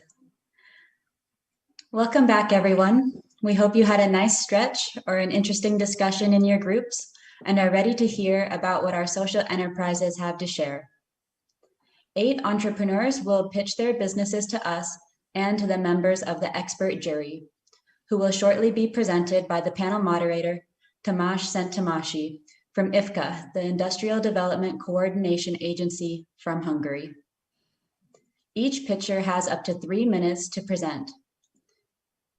For the audience following us via YouTube, you will have a chance to vote through a Google form. The link for the form will be shared in the comment section momentarily. Would it be possible still to check the voice? Over to you, Tamás.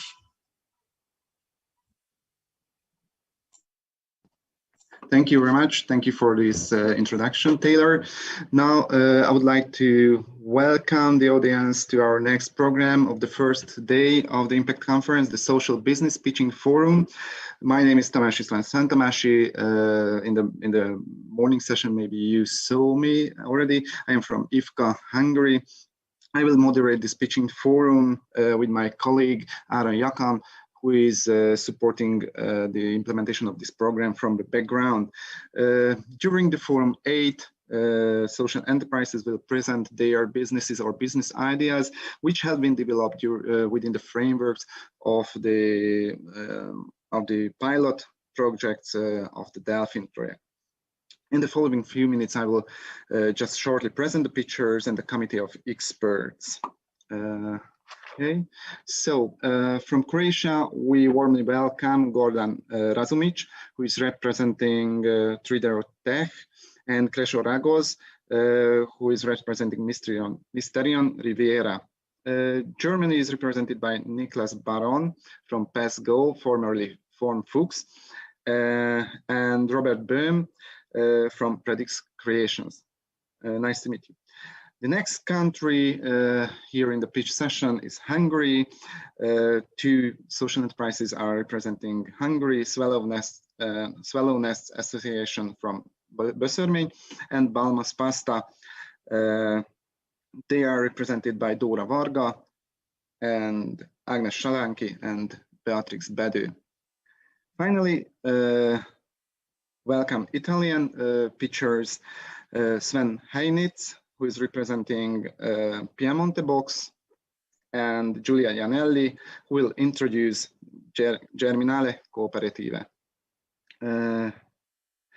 I know, or at least I hope, that you hardly can wait for the presentations of our great pitchers. But first, I'd like to introduce you in the following next seconds, our jury members, those experts who are not here for judging the pitches, but more to help us to understand better the presentations with their clarification questions, also with their practice-based, let's say, suggestions or recommendations for the presenting social enterprises.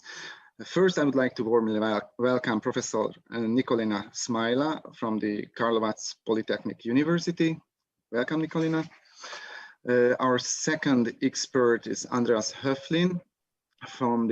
He's the director of the Department of Innovation, Economic Development and Foreign Trade at the Ministry of Economic Science and Digitalization of Saxony-Anhalt. Welcome, Andreas. Our next expert is Robert Boyan, director of the Corporate Investment Banking and Private Banking Division of UniCredit Bank in Hungary. And I don't see him here, but he's supposed to be here, Professor Filippo Barbera from the CPS department of the University of Turin. Finally, before we jumped in to the pitches, to the Social Business Pitching Forum, I would like to summarize again the most important information about the session. Just a minute.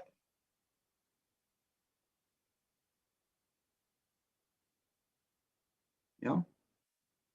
So the pitchers will have 3 minutes to hold their business presentations. Then 5 minutes will be provided for the experts to raise their questions, to address their comments and advice to the pitchers, help them explain better their businesses or business ideas. Here, I would like to call your attention, the attention of the audience, that you will have the opportunity to vote on the pitches which you find the best according to 3 main categories: the greatest market potential, the greatest social impact, and the best presentation. So the link to the Google form or Google sheet, Google survey is shared on the chat. Please feel free to vote on your, let's say, favorite pitcher during this session or after the session during the panel discussion. No,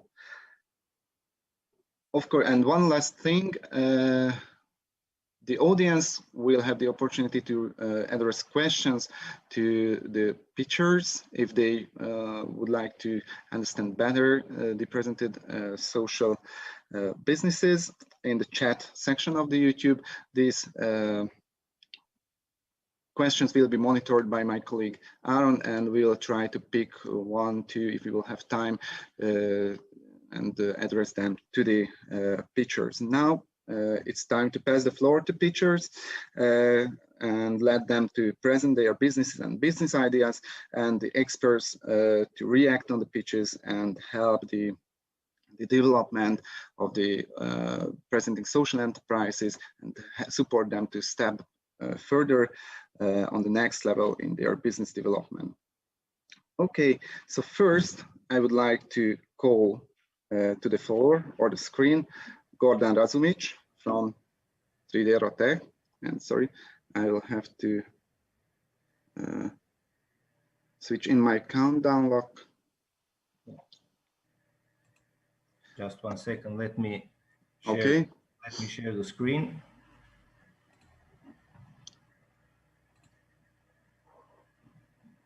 If you're ready, I will start the. Just one second to open the presentation. Just 1 second. Yeah, I'm ready to start.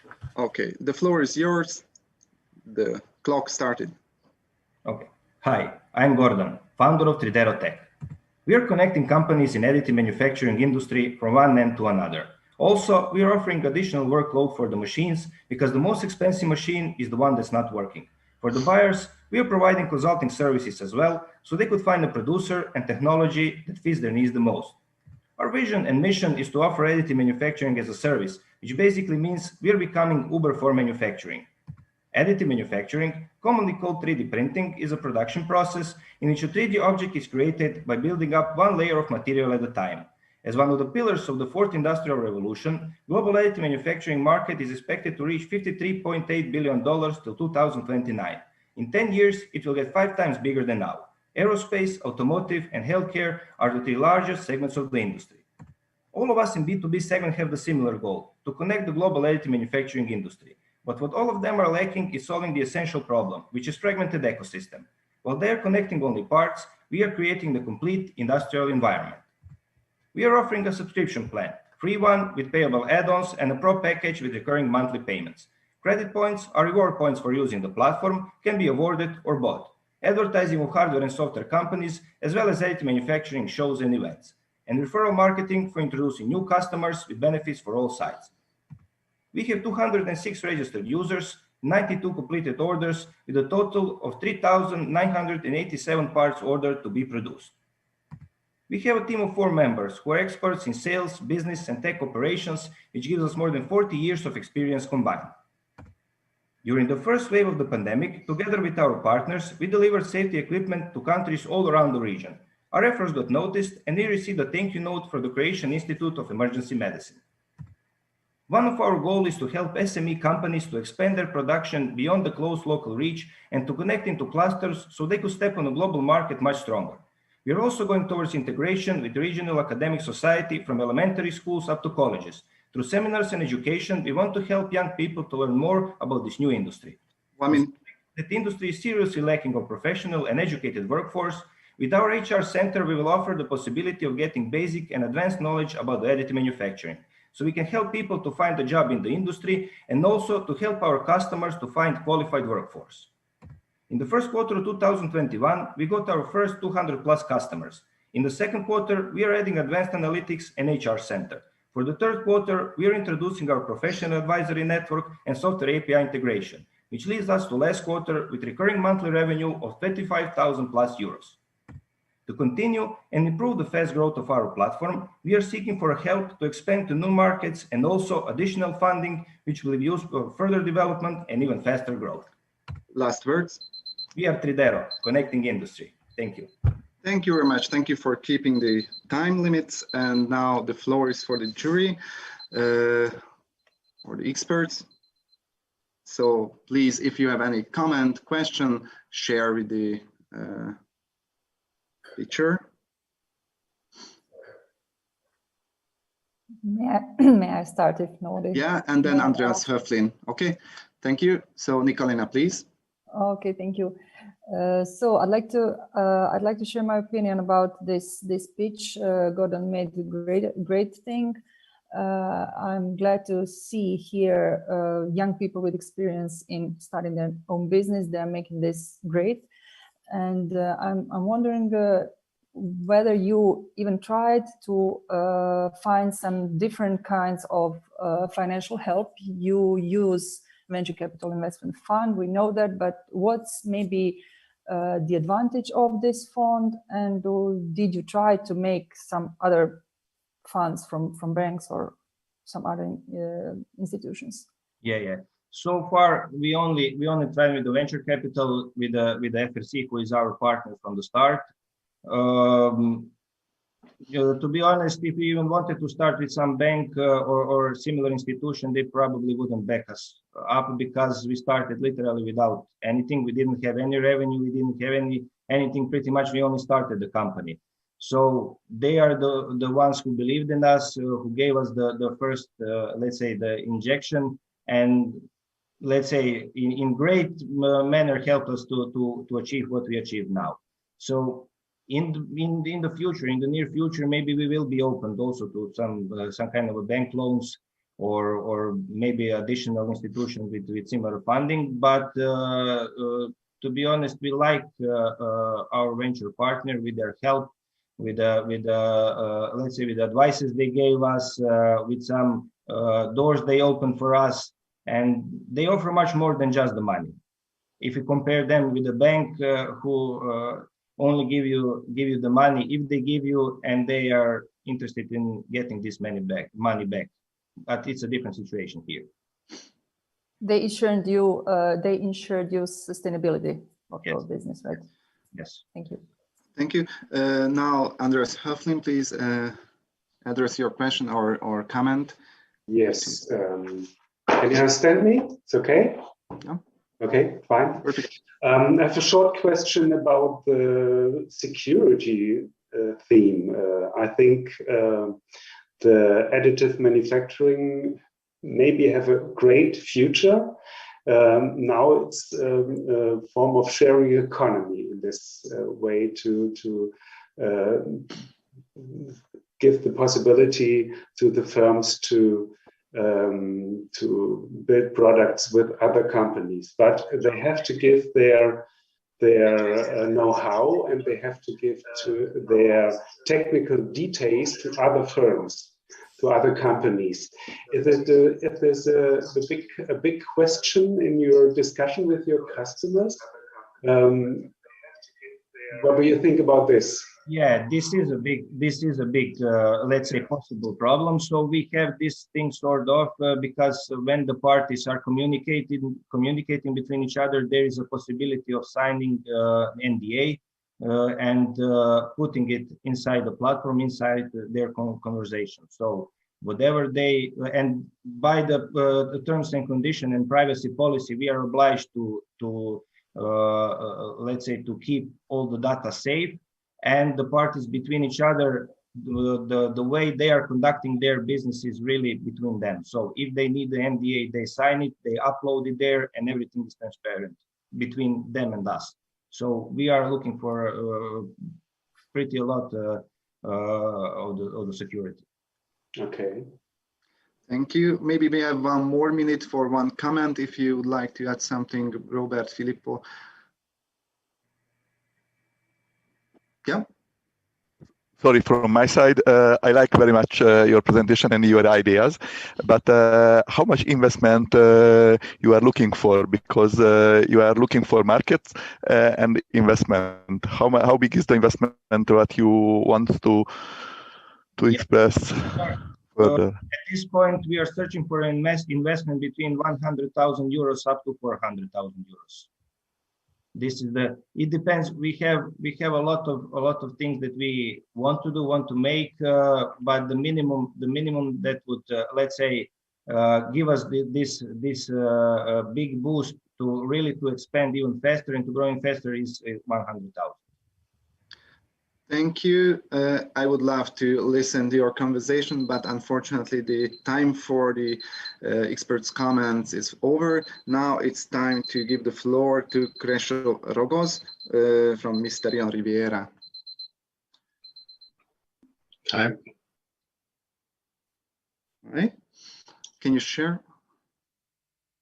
Mm-hmm.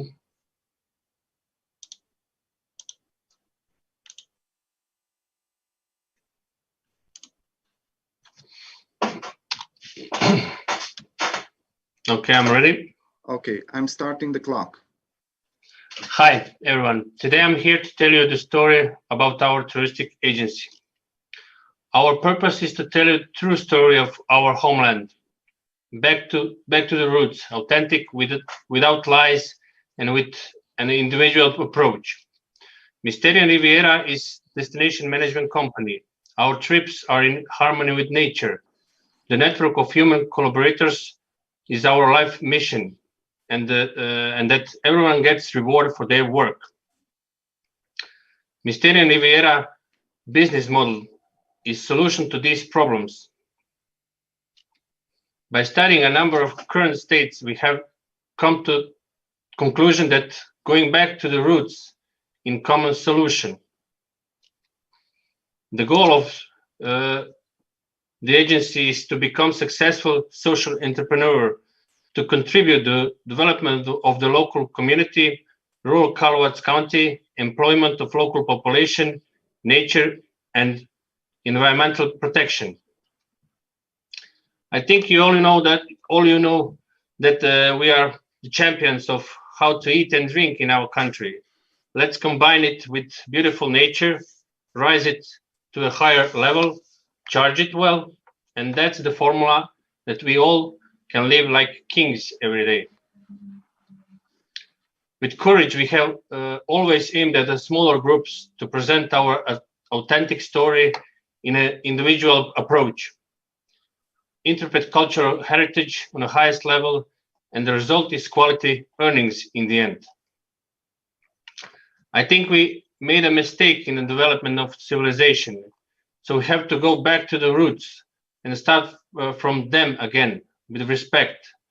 Respect each other, nature and customs, help each other, and we all can live in peace. We have to stop sometimes and just listen our senses, nature, and do it right for all of us. We all know how things should be. I invite you all to visit us, and we can show you much more in the field. Thank you all for your attention. Thank you very much. We are exactly within the time frame. So now I would like to ask our experts if they have any question to be asked from the picture or any ideas to be shared. And the first who would like to contribute to the pitch is Filippo Barbera. The floor is yours. Yes, thanks. Yes, well, my question is about the kind of specificity and the identity you convey with the message that you have just been talking about. I mean, the keywords of the message were, food, nature, cultural heritage, slow life, and so on and so forth, which is good, but it's not really, specific and distinctive. And my question would be how a customer or someone interested in this kind of thing would choose you because of the specificity of the message, which is really interesting but general. I think thanks for the question, but with the truth, that's the only way, and the individual approach and the reviews of our work is going to be. We have 10 years expertise in that field, and it's that divide us by others. We are not the same. We have individual approach. We do what we says, not tell the lies. The example: everybody sell rafting in the summer. There is no rafting in the summer. There is no water. We have to. We want to give. In a field, 1 liter of wine is you can buy for €1. No, I want to give 10 euros to who is making the wine. So it's everybody have to be honest and give each other the proper price and the quality that we want quality also to give and to take. Okay. Robert Boyan is signing. Developing Philippe. Sorry, Robert, we cannot hear you. The connection has broken. Maybe other experts. Those questions. Hello. Hello. Now. Yeah. Now it's better. Now it's better. Yeah. Okay. How do you see your income side? Do you have any revenue plan? Because then can prove what Filippo started to force. Yes, for now, the situation of pandemic stopped tourism, so we are trying. We are looking for money for marketing and to show our trips to other customers, so we can start. We hope that pandemic will stop and the customers will come to our ground. So we hope. We are trying our best.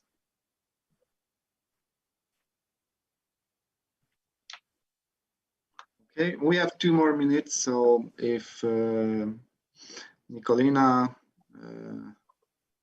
Andreas would like to add something, yeah? I can make a comment. That would be very wonderful. I can make a comment. Here with Krešo, I think his goal is the main value of this idea is to make a profit reinvestment in the company. That he said profit reinvestment and make a better place to live in rural area. And he's making this thing specific from activism to business. Somebody said that today, from activism to business. So he is really activist and tries to make a good business in local level. So congratulate to this, Krešo. Thank you. You understand what I mean to do. It's a big problem. Not just mine. Okay, if no more questions or let's say recommendations are left in the heads of the experts, I would like to thank you. This presentation full with, let's say, mission, and let's move to the next picture, who is Niklas Baron from PESGO, and maybe he will share with us the story why did they change the name from Form Fuchs to PESGO. Yeah, so, sure. Niklas, the floor is yours. Thank you. I will share my screen. One moment. How it works.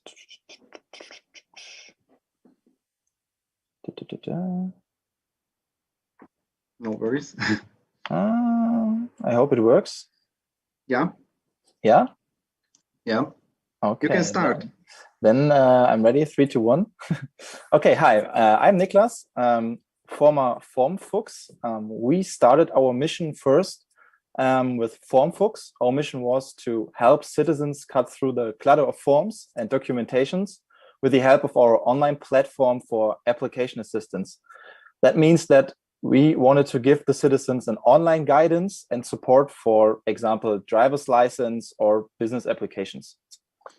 But then there was one thing, and that was Corona. Corona was a huge challenge for all of us, and we wanted to help people in another way. We wanted to help people to get out of the lockdown, see their loved ones again, and go out to maybe restaurants to eat a good steak, for example. So what we did is we pivoted. So we changed our completely our model, our business model, and we created PassGo. So what is PassGo? We wanted to support citizens even furthermore, and we created a digital infrastructure for mapping and proving Corona test results in a triad of 3 apps. You can see that below how we did it. We have PassGo for private individuals on the one side. This is the digital proof of test results and in the future of vaccinations. We have in the middle the app for test stations, for certified Corona test stations, so they can scan the private individuals and enter the test result. And if the test result is provided securely to the user again, we have on the right side the PassGo entry point. The entry points are, for example, companies, restaurants, schools, cinemas, and they all can check the QR code which the private individual have, and they can see if the Corona test result is verified or if it's not verified. So we have a huge social impact right now. We can go back to normality. We can get the economy work again, and we can help the people to get out of anxiety again and see all their loved ones again. Thank you. The challenge here is the political situation, because in Germany we are right now again in the lockdown. So that's a little bit of a challenge. I will show you how it works. We have on the left side the QR code of the user. In the middle we have the app that sees what the test station sees. They can enter the test result. And on the right side we have the verified Corona test result. In this case it was negative, so it shows the green screen. So the restaurant or school sees that the Corona test result is negative and they can enter.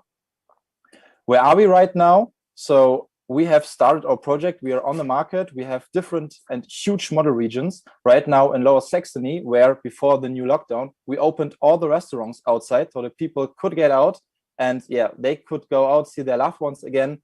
And they had a little bit of fun until the new lockdown. And we hope to roll this out further in Germany. And I'm looking forward to your questions right now. Thank you very much. Thank you very much for this very, let's say, inspiring story. And now let's see how the jury members, the experts, have been inspired by this presentation. Who is the first would like to, Andreas? Short question. I heard about this app. It works in the Harz area, I think. Correct. But we have on the market a lot of different apps like this, kind of this, and they are all for free, or a lot of for free. What is your business case? Who pay for using this app? And another question, we hope the pandemic ends in the next time. What is your perspective if there are also ideas using such solutions for festivals or something like this, to have an instrument to come in, go out, and so something like this? Have you ideas in this way? Yeah, so 2 big questions. The first of all is the license one.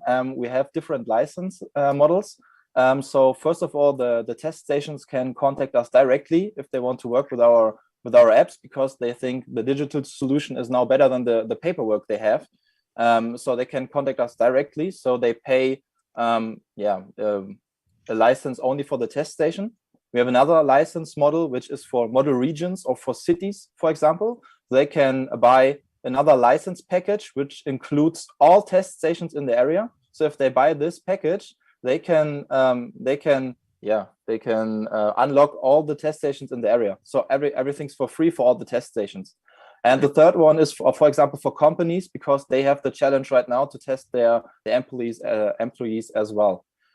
The second question is, what are we looking for in the future? It's the vaccination status, for example, which is a huge deal. And of course, I think not all the people will get vaccinated. So the testing will be a thing in the future.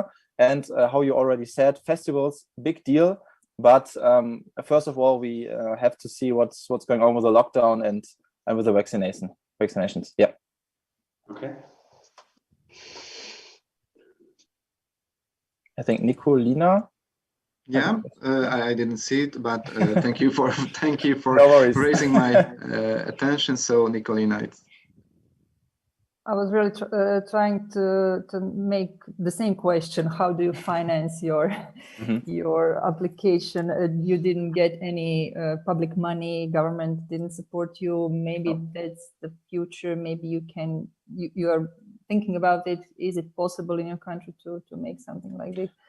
Just I think that this kind of application could be used in the whole country for citizens. Yeah, that's a good point. When we started, we were just we just had an idea, and we also contacted some ministries, but that was not very successful because they saw the idea. But I don't know where it went, but they didn't contact us again, and it was hard to talk to them. Now we have now they see us, and that's better now because our project works. And that's what we are going to do now. So in the aspect of finances, we financed it by ourselves. So we had business partners which already had companies, but they couldn't work because of Corona.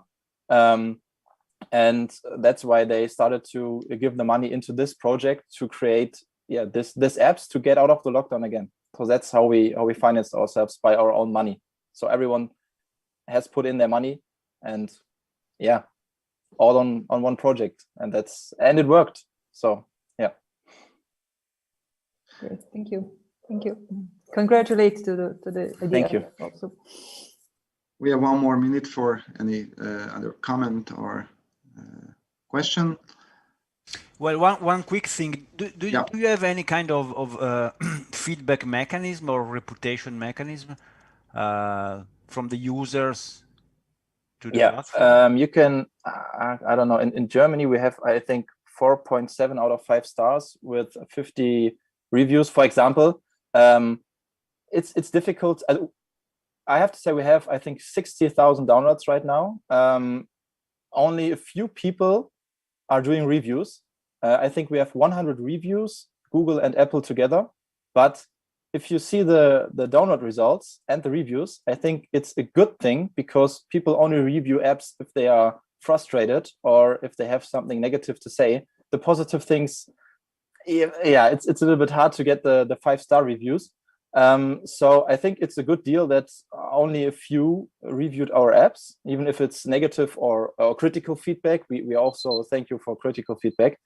We have a lot of good feedback that it works. Sometimes technical issues, of course, but that's how software works. We are working on it. But the feedback, even from the model regions or from the people, is really good, because they could get out and they went to the restaurant. So that's what they wanted to do, and they could do it. They have done it, and they were happy. And it was great to see the people, on the streets again, laugh again, and it was great. Yeah, I would love to see these results in person now. It was great to have an insight in a let's say, recent topic, and to see how business is developing. But the time is over now, so I will call Robert Böhm from Predix Creations to start his presentation. Thank you very much, Niklas. Hello. Hello. Maybe you see my presentation now? Yeah, we can see. Yeah, give me a minute to start it. Yeah. Yeah, hello. I'm Robert Böhm. We are Predix Creations, a startup from Köthen, Saxony-Anhalt in Germany. And our mission is to become the company for digitalization in children-focused social work. We were introduced into the sector by our first customer, a children's home. And their problem is that 1 of 4 employees quit within the first 2 years. So the question is why? And according to our customer, it is because of the huge issue to deal with child welfare risks and how to prevent them in legally correct ways. So you may ask, what is child welfare? Most people directly think about sexual abuse. And of course, this is a huge part of the problem. But indeed, child welfare is everything that really is important for a proper development of children. So for example, no violence at all, good nutrition, good healthy living conditions, and access to education. And yeah, why is this so stressful for care workers?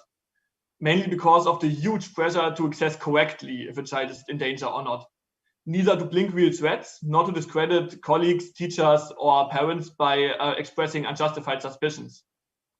So we realized the solution would be to creating confidence through competence to assess correctly. And furthermore, we realized we could develop a digital solution to do so. The solution has 3 main functions. First, an automated questionnaire to assess if a child is in danger. Second, legal compliance and guidance for such cases.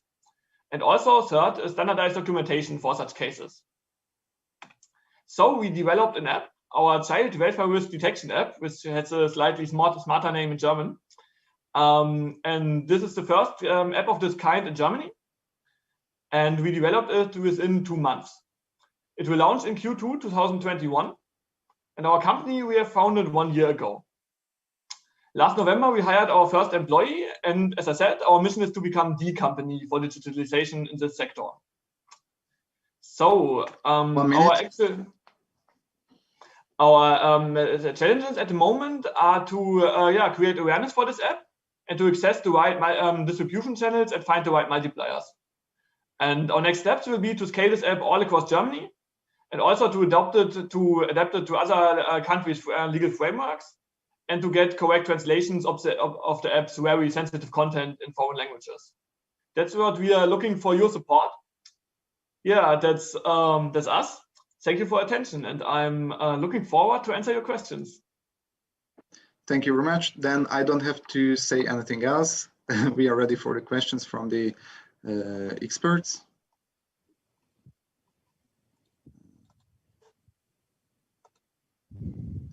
Thank you. If there are any questions. Okay, first was Andreas, then Robert. Only a short question. Very, very important questions, very important, helpful software, I think. Only question I have is your market. Your market is the local government. Every city for his offices have to use this software. What is your meaning of this? Our business model? Yeah, so this app will be for free. We created it, as I said, in a very short time, financed by our customer and project partner, the Children's Home. And this app, fulfills the purpose to create a brand for other apps we are developing for this target group. We have also already some products in the pipeline that will follow soon. And this will be, download for pay. Okay. Okay, if you find that... Actually, my question was... Yeah, Robert, please.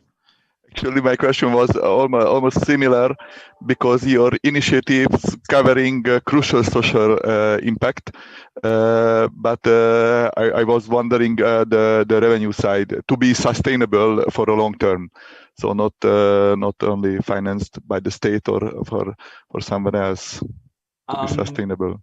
Maybe I had to add, at least in Germany, there is huge money for the sector of children's youth work and so on. But there are too less people. It's a huge problem of finding care workers who want to do this job, and so the ones who do it are very stressed. And most institutions who work with children have money, but no people who they can pay for. So everything who helps the people who do the job to do the job, it's a good thing for them. Okay, thank you. It's the opposite. Thanks. Thank you. Nicolina, Filippo. Do we still have time? Yes. Yeah, we have 2.5 minutes.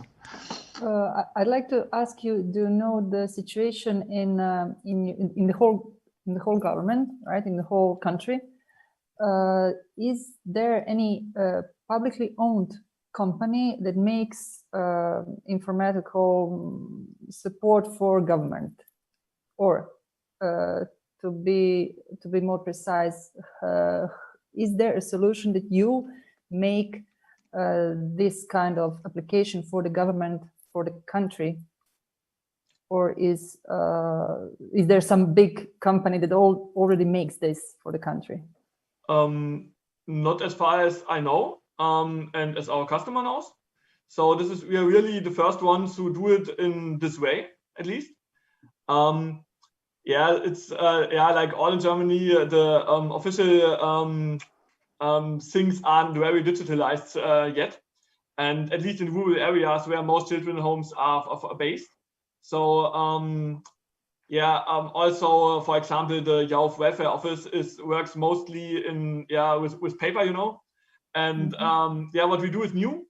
But also we are in the rural area and our customer is, so we think about we know the problems and adapt our apps to this. And in Maine we are the first ones. I wish you luck. I wish you luck in this. Thank you.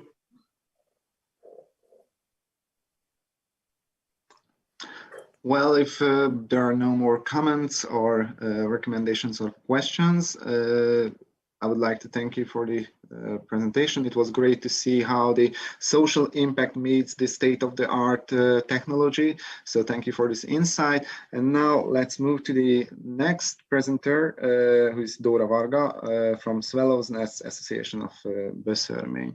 Dora, please share your presentation. Okay. Is it visible? It is visible. I will tell you when I will start the clock. So the clock is started. Okay. So let me introduce our startup. We would like to offer a safe place for the local community members, but they can build relationships and also improve their skills. One of our target groups are the mothers with small children. While the children play, the mother can participate in creative activities and can socialize. The other target groups are the teens, who has no place to spend their time together, no activities to attend, so they are just hanging out on the street, gathering in parks, playgrounds, and the vandalism appear easily. We also want to provide a place for the local NGOs for cooperation, synergies of activities. We would like to establish a family-friendly community space, including a coffee shop for the local 7,500 families. Our target groups are the 500 families with young children and the local 3,000 students. Our association was established 2 years ago. In the last 2 years, we successfully organized art workshops for students, for parents, and for families. We had summer camps full of art activities and board game events. We have also organized interactive science classes for schools, for nursery classes. All of these activities are different from the formal educational program. They focus on skills development, enjoyment, and cooperation. The 70% of our income would come from the participant fees, and we are about to start a coffee shop in order to maintain the sustainability of our project. It would cover the 20% of our costs. And the rest of the income would come from governmental and other financial support sources. So we are able to provide free of charge programs for the underprivileged families. 1 minute. My name is Dora, I'm the chairman. Lila is our art director and Monica is an art therapist. We have 13 association members who support us. Currently, we can afford having 2 part-time employees. Our goal is to have a full-time employee. By the help of our organization, the community life of Hajdú-Böszörmény will be more colorful, more attractive to children to use. With our programs, we can improve their awareness to biodiversity in the early age. This way, decreasing racism, problem with drugs, drinking, addiction of computer games of local use. Children will be more self-conscious about their own talent, own needs, and they will select a more self-tailored education and career path for themselves. Our vision is to have our own building, and we will be happy to hear successful stories about how a community place came to life. And we are eager to learn the best practices of others. Foreign exchange program opportunities could be a great option for the youth in the region. Thank you for your attention.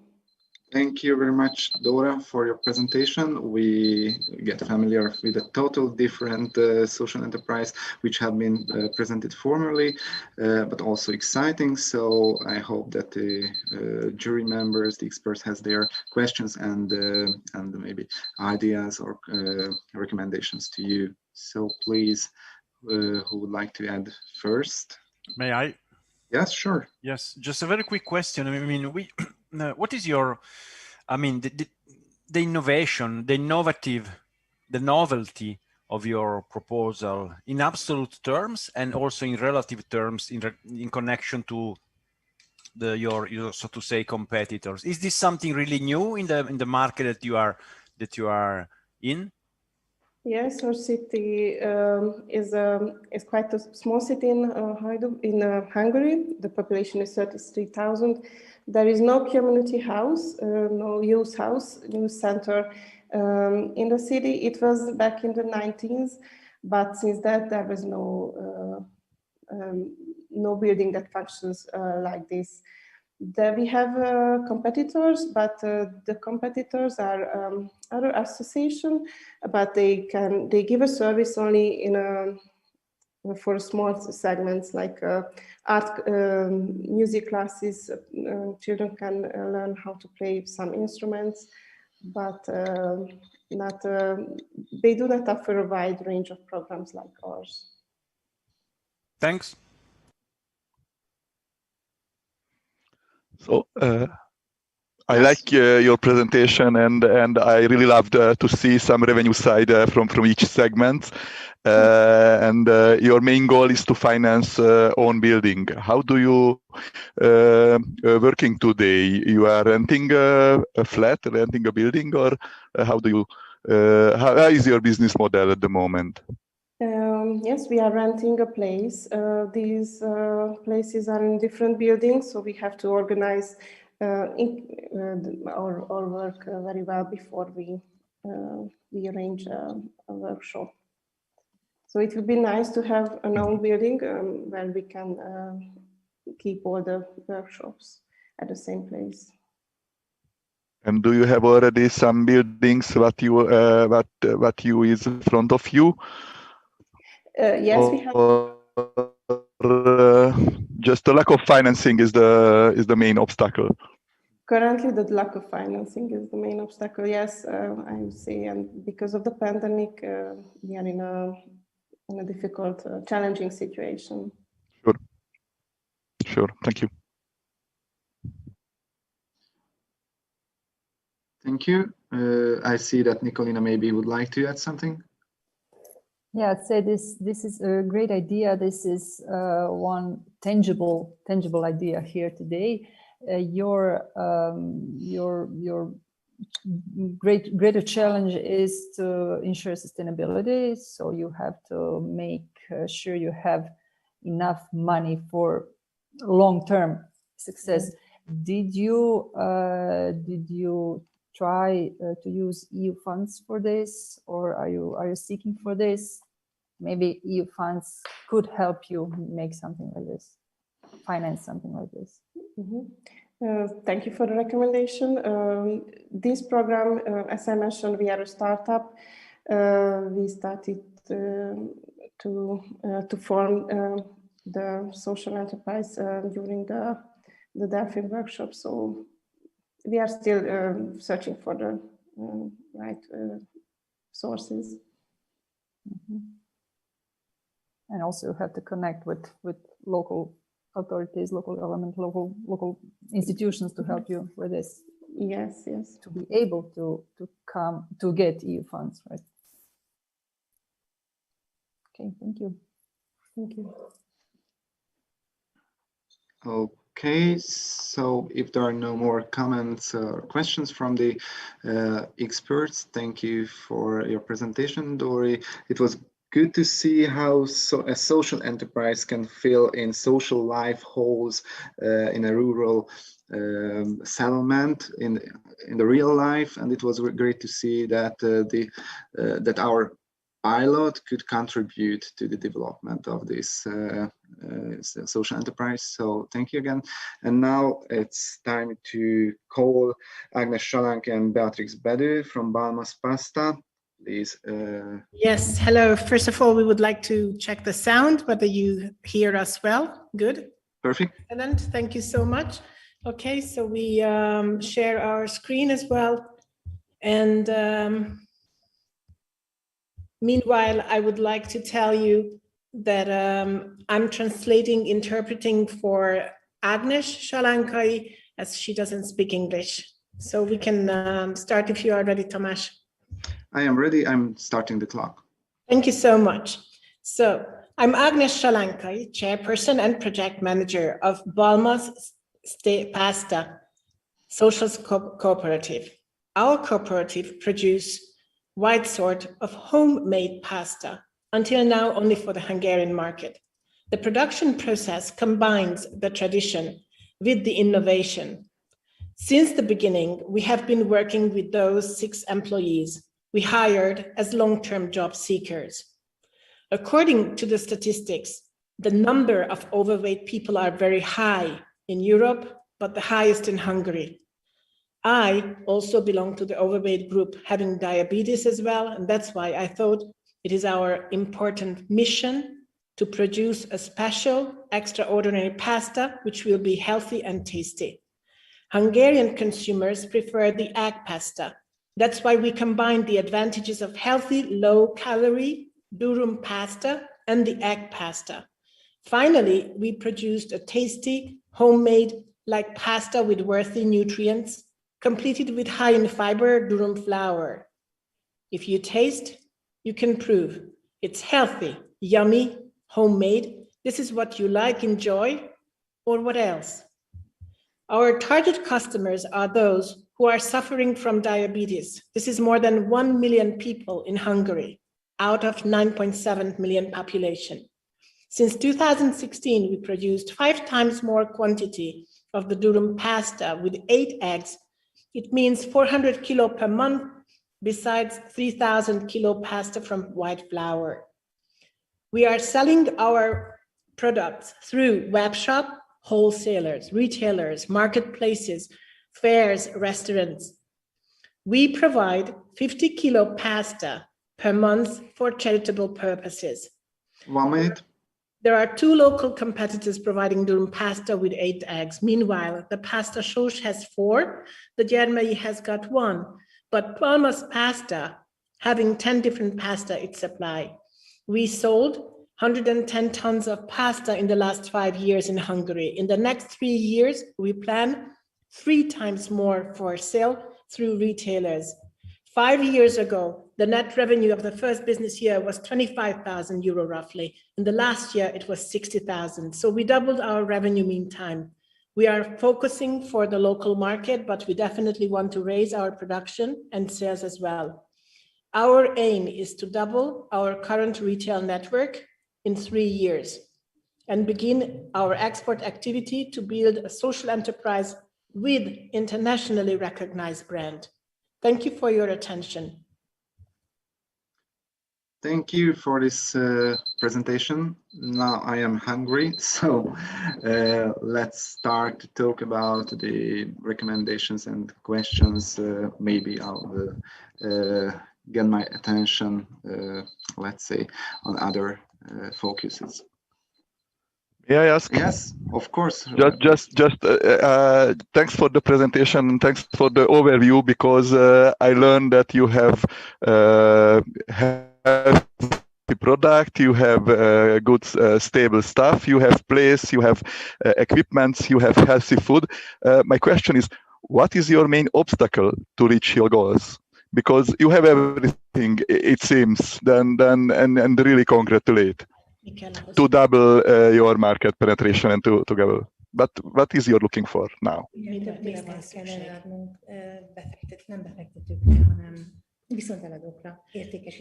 Our call to, Agnes' call to action, I'm translating and interpreting what she just said to me. They are looking for, and their call to action is, in order to double their market, is to get more and more retailers and to get on the retail business. As there is a place, as you said, yes, the product, the healthy, the innovation, and they need retailers in order to double their production and revenue. So simple marketing as you wished. Yes, gaining markets, absolutely. Okay, good position. Thank you very much. Jó pozíció, köszönöm. You're making a great job. Nagyszerű munkát végzel. Can you hear me? Yeah, you're making a great job. Yeah, what can you do now next to hire some manager, marketing manager, make investment in marketing, and make the whole market, the whole country your market? And will be happy to see your products in Croatia. So please make the export to Croatia available. Thank you so much, Nikolina. Yes, the answer was given by Agnes now that first now, within a month, they are opening a shop in their local town. Also recruiting a salesperson for getting into new markets, as well as improving a lot on marketing. And Agnes is ready to export to Croatia. So I'm happy to see, and I can say that really very healthy food that they are actually producing. Thank you. Good luck. Thank you. Jó szerencsét kíván. I don't know if Filippo or Andreas would like to add something. Just very quick. I mean, do you have any collaboration with I don't know, doctors and science to provide the positive link between the pasta and the prevention of illness, diabetes? Yes, the answer is that they work together and collaborate with the lab, the agricultural lab of the Debrecen University. Balmazújváros, the town where they are located, is very near, like half an hour drive from Debrecen, and they collaborate with the agricultural lab in improving their quality, as well as having all the necessary scientific data proving their product.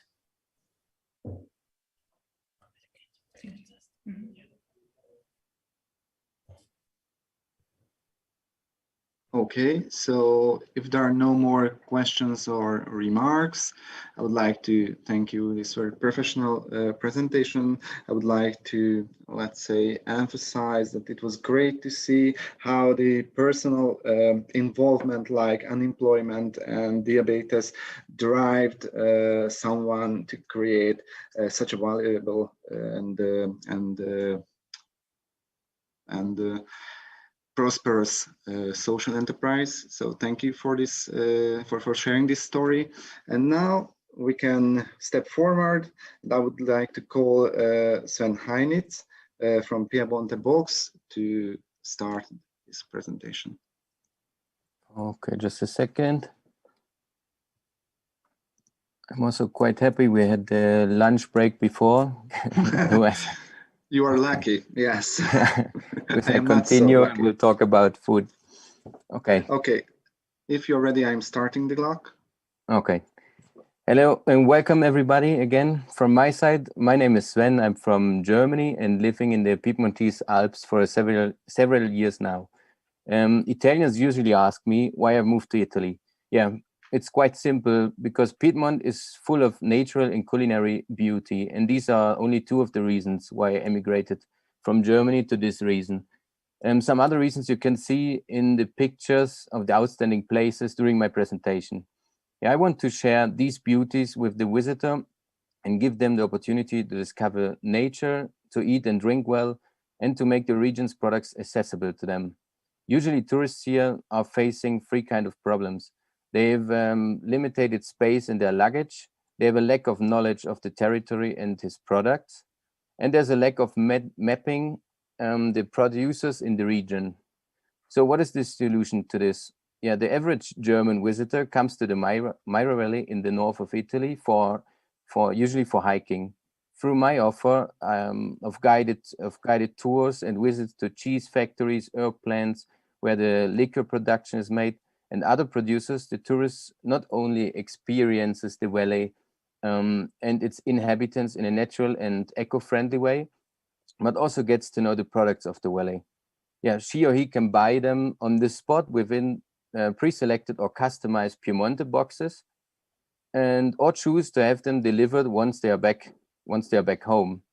With time and attractive marketing, more potential customers will arise who are interested in the region and come here on vacation.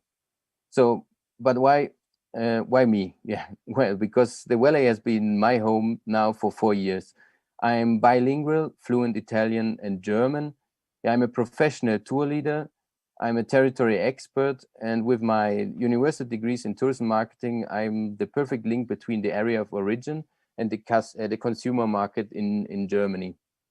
And I'm right now looking for investors to support me with the initial fixed costs for an online platform or for an eco-friendly packaging, as well as a minimum for the distribution and events in Germany and so forth. But however, I'm also looking for partners or collaborators who would like to support me with their know-how and to potentially explore future collaborations. Yeah, thank you very much for your attention, and I hope I have aroused your interest. Mine, that's for sure that you raised my interest. And let's see, what about the jury members, the experts? How was their interest raised? So if you could stop, please, the sharing of the presentation. Of course, sorry. No worries. Thank you. So who would like to add? Okay, May Nicolina. Yeah. If I understood, this is still business idea, right?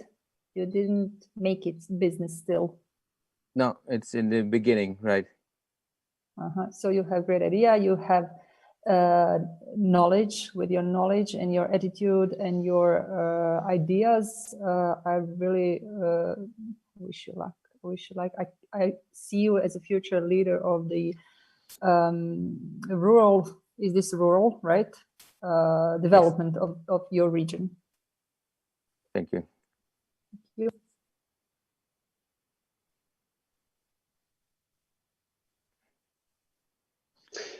Yeah, Andreas. Not a question. I think it's a good idea. The people in holidays in your region, I think they have time, they can taste, they have interests in local products normally. I think it's a good way to put together the countryside with the local products.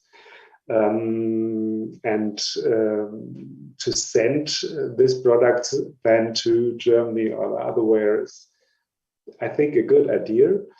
You have also to, or you want also to build up own digital platform to sell the products, or you only search for cooperation in other countries? What is your business idea in this kind? I would like to create buying communities. So not the normal online shop. So the tourist or the buyer can have a look online, can have a look and can inform himself about all the products with a good presentation, maybe a presentation of the producers. And then they can order the products. And my plan is to go, because I wanted to combine, I want to go back to Germany because I like my home country, but I like to stay here, to live here. So I would like to go back. My 12 times a year, for example, to go for markets, for special markets in Germany, and to create collaborations with small shops, selected shops who respect my guidelines, because I would like to respect the seasonality of the product, so no mass production. And I would like to help the producers, like they are, like in a rural area, not too big. They don't want to sell too much. They have a small production, so I want to respect this for the sustainability. Yeah. Yes. May I add something?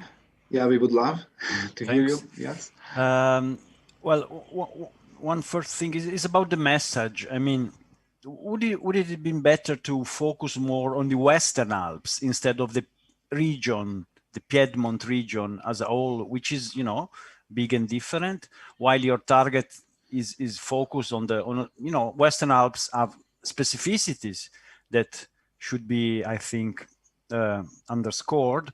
And second, to target more the message according to the things that you were just saying, the ethical and the ethical code, the fair price, and the sustainability of the business you are aiming. What do you think? Yeah, you're right. I would like to. I wanted to say all of these things, but I had only 3 minutes, so I had to cut some things out. And I also did a survey with over 300 German tourists or future tourists, and they already confirmed there's a high interest of buying, first of all, of buying cheese, and the second was they know the wine of Piedmont, so I didn't want to exclude all the good products. But in the beginning, I would like to start from the Maira Valley, because this is the territory I know the best. So yeah, but I didn't want to exclude some areas.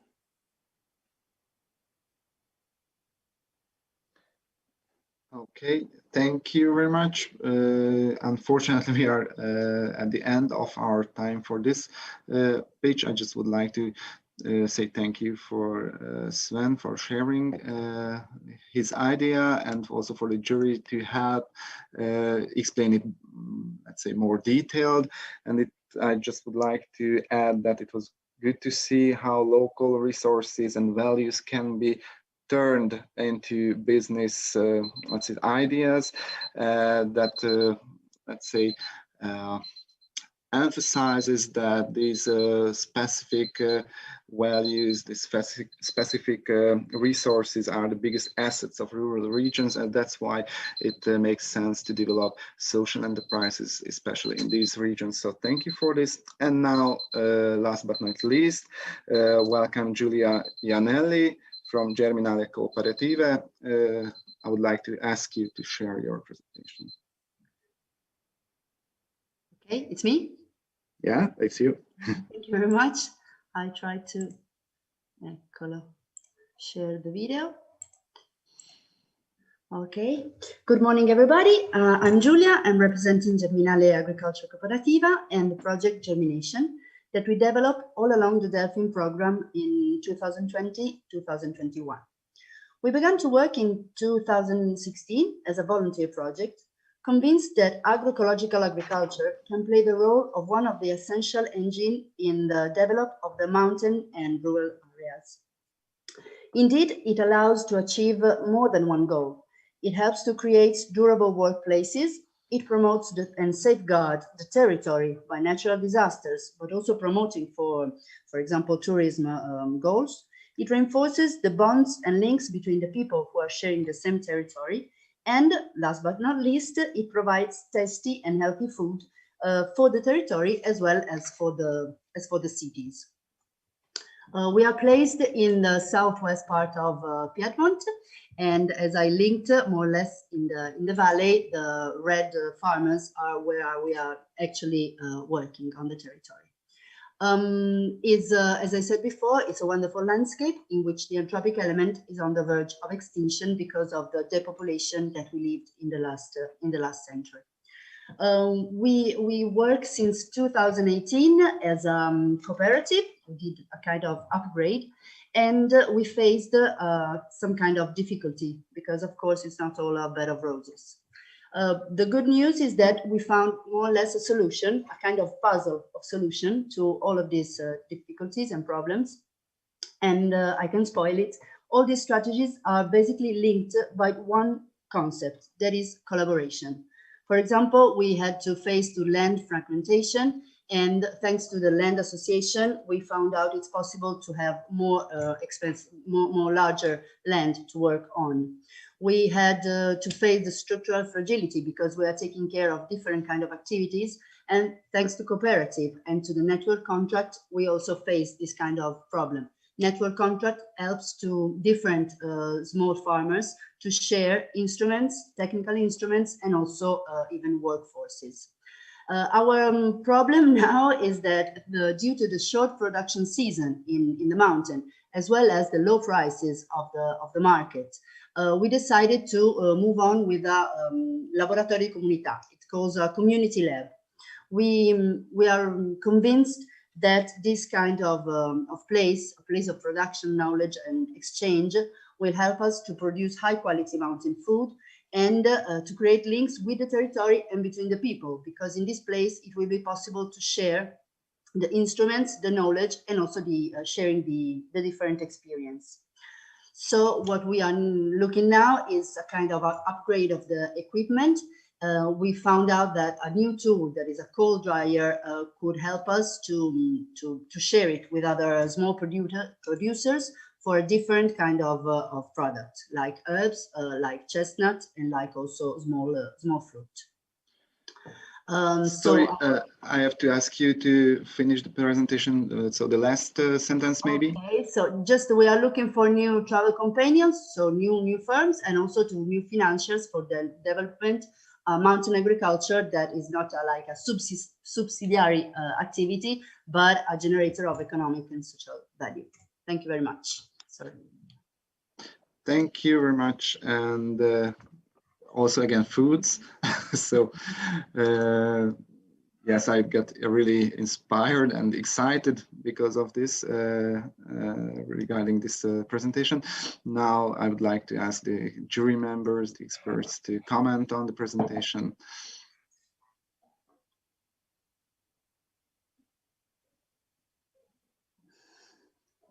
No, maybe Nicolina. Okay, yeah, Nicolina. Thank you. I think you said everything. You have the idea, you have your business, you have your plans, you said exactly what you need now. And did you think about distributional channels of your products? You have some products already, you have to make better networking here, but how will you sell your final products to the local or not local customers? Thank you very much, Nicolina. For the moment, we sell basically on the territory. So in our valley, during the markets, for example, but also to the restaurants of the valley, the people directly. And recently we did a crowdfunding, and because we needed a small van that we succeed to buy, and thanks to this we are now trying also to begin to work on the cities, to Torino, for example, also to Milano, but in any way in the territory. So you did use crowdfunding to buy a van. You already have a van. Yes, and we already did twice actually. The first year when we were beginning for renting the land that we needed to begin the activity, the agricultural activity, and last year for the van. Great job. So also the people who support us, of course, is one of the main the main client supporter of the project. Is this possible to distribute these products via web shop? See, I forgot to say, we also are a part of local trademark that we create this year. It's called Montagnam, with other small producers of the valley, and we have a kind of web shop. And then there is the Sven project, for example, that I hope will help us. Okay, great job and good luck.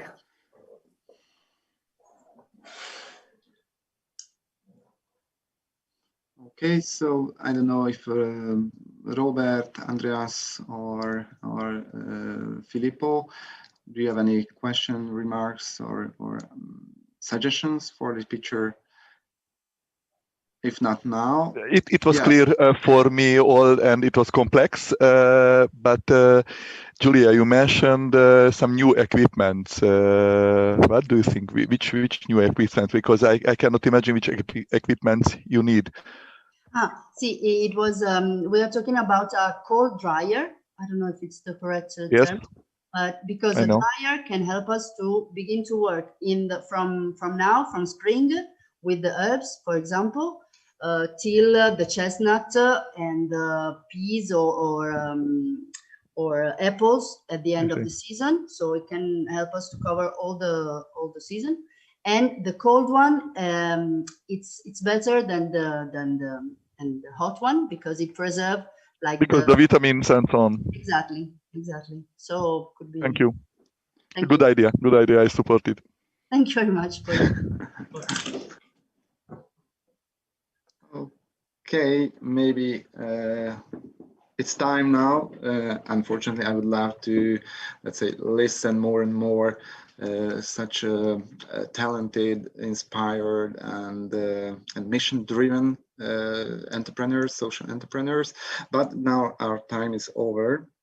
So I think pictures and also the experts did a great job, because I think you could explain everything clearly for the audience, because not real questions right from the side of audience. Maybe I would just raise one comment here. Aniko Scholtes shared that she's amazed to see the power of the social enterprises in Europe. So maybe with this message, I can close the social business pitching forum for now. Now, as moderator of the session, I do not have other tasks left, just to say thank you for our great pitchers, because they left their comfort zones behind and share their stories with us. Also, I would like to say thank you for our wonderful experts, jury members, for effectively helping us with their questions, comments, and ideas which they have shared to understand better the pitches, and because they provided practical and evidence-based advice, real useful advices for social entrepreneurs. But before passing the moderator's role to my colleague Áron Jakab, I would like to raise again the attention of the audience that the voting application, the Google survey, is still available. The link is shared in the YouTube channel, the YouTube chat section. So please vote on the page which you preferred. Vote on your favorites regarding the three previously presented categories: greatest market potential, the greatest social impact, and the best presentation. And of course, our experts are welcomed for voting. Now I would like to ask the pitchers to stay here, because the next session, the panel discussion, will be, let's say, relevant for them as well. They have the opportunity to address questions to the panelists, and at the end of the event, we will know the results of the voting, and the award ceremony is also targeting them. So thank you for your attention. Now the floor is for you, Áron.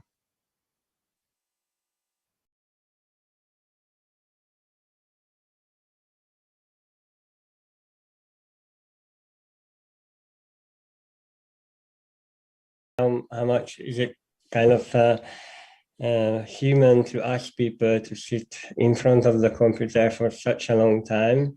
But I guess everyone has an opportunity to grab a coffee and relax a bit. But let's start with the next session, which is, I think, quite important. What the project partners wanted to really provide you, or the wider audience, and also the social enterprises who pitched their ideas, is to really have an opportunity to have a discussion or chat with social entrepreneurs who are already, you know, in the field for years. And I think what's really important that we ask, you know, social entrepreneurs from each region to share not only their successes, but also their failures. So I'm going to share, I'm just gonna give you a very kind of brief kind of timetable here for our, what we are planning. Is we have four entrepreneurs from each region. First, they will have an opportunity to kind of share a few sentences about themselves and their enterprises. And then we'll have another round where they will have opportunity to share stories and giving advice, particularly keeping in mind, you know, those enterprises who already pitched their ideas or their businesses. And so this is going to be around 20 minutes. So that's the idea. And then we'll have like a 60 minutes panel or session where the pitchers can ask questions or, you know, approach these more kind of experienced entrepreneurs. But I think, you know, listening to the pitchers, I think the kind of the, you know, I think the two groups are not so distinctive, because, you know, some of the entrepreneurs who already, you know, pitch their ideas are also on the market for a long time. So I think what we want to do is to really provide in the last 15 minutes an opportunity for these social enterprises, both the pitchers and the so-called you know, more mature entrepreneurs, to have a discussion about specific kind of ideas or problems arising from running the social enterprise. So let's introduce our entrepreneurs, and I'm gonna just ask each of them to really share a few sentences about themselves and their businesses. First of all, let's have Yasmina from Aurora-Colapis. I hope that I'm pronouncing it okay, to kind of introduce herself. Should I start the presentation at the moment, or just well, about myself? Just a few. I mean, we will just first of all, you know, get to know a bit you, and then. Okay. And then. Thank you very much. Well, my name is Yasmina Cvetkovic, and I'm the manager of this social enterprise Aurora-Colapis. I'm a graduated economist, and I worked in different fields of specialty, and my specialty is European funding. And now I'm just doing some more practice in this enterprise. I'm now on a profit market, so let's see what will happen in the future with me. Thank you. Thank you, Yasmina. Then let's go to Germany, just to hear a bit about Matthias Born and the business. Hi, Matthias. Yeah. Hey there. Thanks for having me here today. I'm Matthias. I'm a payment expert and one of the founders of Payactive. Payactive is a sustainable fintech company and the first one in Germany that's been founded under steered ownership it's a special kind of company form. So our mission is to guarantee frictionless payment processing for recurring payments, and through our sustainable concept with positive impact on our future. That's mean with our profits which we earn, we will support sustainable and ecological projects, which are also support the sustainable development goals. So we use our revenues to supporting them, and have two things in our business model. One is the technology side to guarantee frictionless payment, and the other side is to have a huge impact for our world. And yeah, I'm happy to be here today and listen to your questions and also to give some advice. Thank you, Matthias, a lot. And then let's go to Hungary to, kind of get to know a bit Zoltán Dezsőny. Hello, everybody. You hear me? Good, thank you. Zoltán, I'm the co-founder of Seeds Valley Ecological Farm, which is a small-scale, privately owned but community-driven market garden in a very poor peripheral part of Hungary. And at the farm, we produce healthy, fresh, organic food with the true and honest story behind the food to the people we nurture. The farm follows the community-supported agriculture model, which is a model set on trust-based mutual commitment between the farm and the people the farm feeds. They are consumers, we call them the members of the farm, the members of the CSA, and they get a seasonal share of the harvest on what we produce here on the farm, and they receive it on a weekly basis all year round. So it's a mutual commitment between us, the farmers, and the consumers. Stands for the whole year. And people who eat the food, they pay a fixed membership fee regardless what we could produce on that season. So they are shareholders of the farm for the whole season. And we make an attempt here to contribute to revitalization of this small village. Serious socio-economical challenges, matching the urban and the rural world through farm activities. Thank you, Zoltán. And then let's turn to our final panelist, Tiziana Ciampolini from Italy. Hello, I'm happy to be here with you. I'm Tiziana Ciampolini, the CEO of S-Nodi.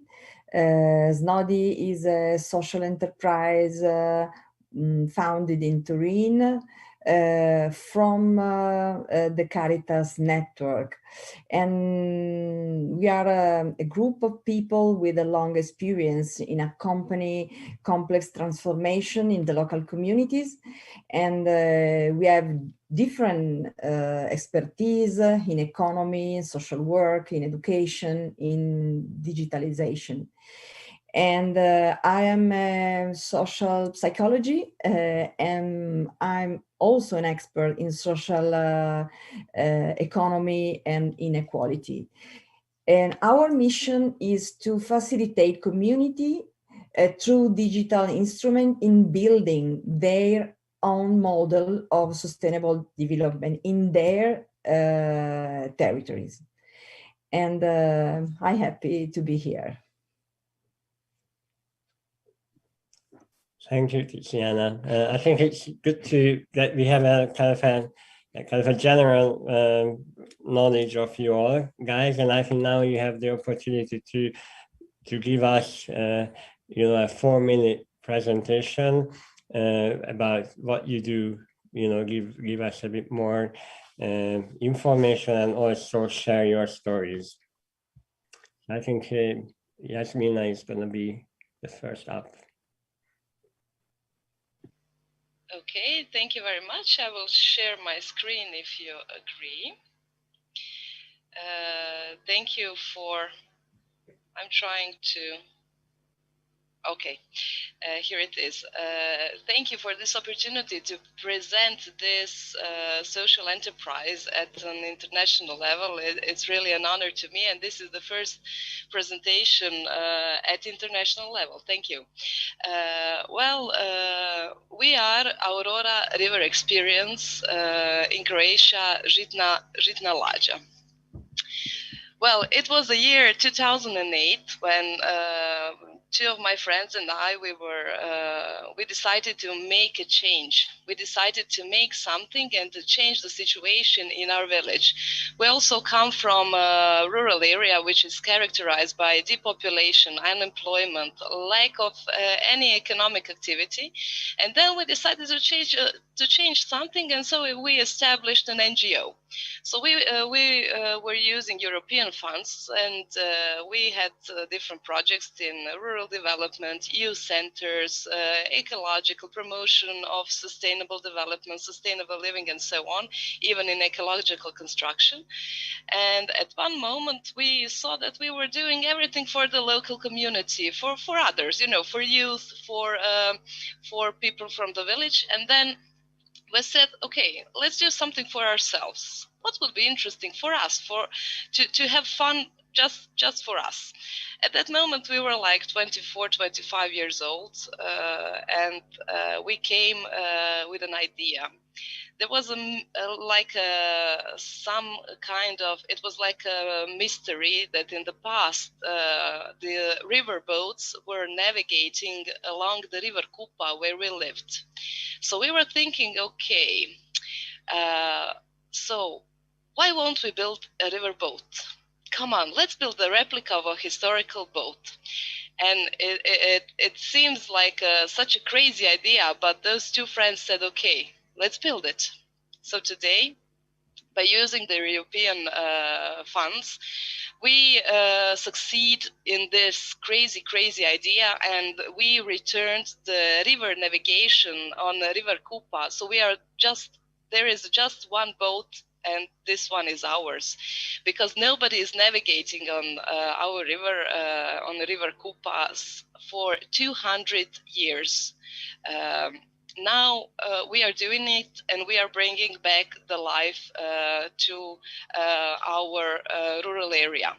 So from the NGO, we had to establish a company. And we established it in 2015 as a part of also European funded project. We got the European funds to build the replica of the boat, and we got the funds to establish a company. And now we have 6 employees, and every year we experience 20% growth in number of visitors.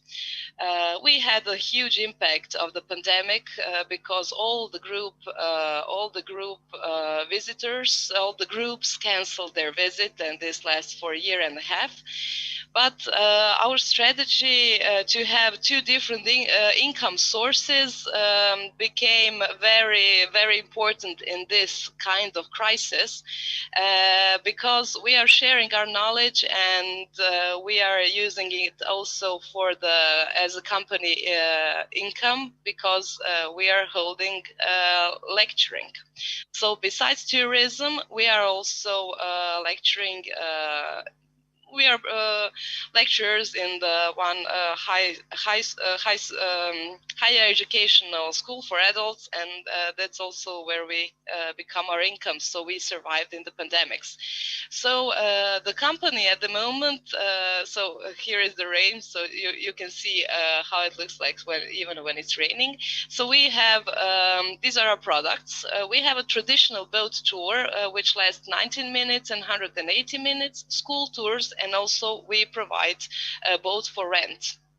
Other income sources are a souvenir shop, which we have on the boat, and we sell hot and cold drinks.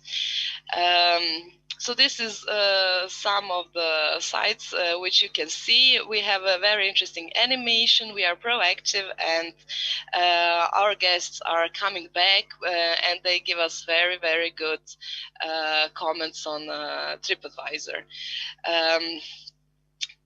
In the future, our opportunities, we see in decline of pandemic in the whole area, and we hope to see even bigger growth of our visitors than 20%. We also intend to develop other touristic contents, and great opportunity is that the town where we are close is also developing as a tourist destination.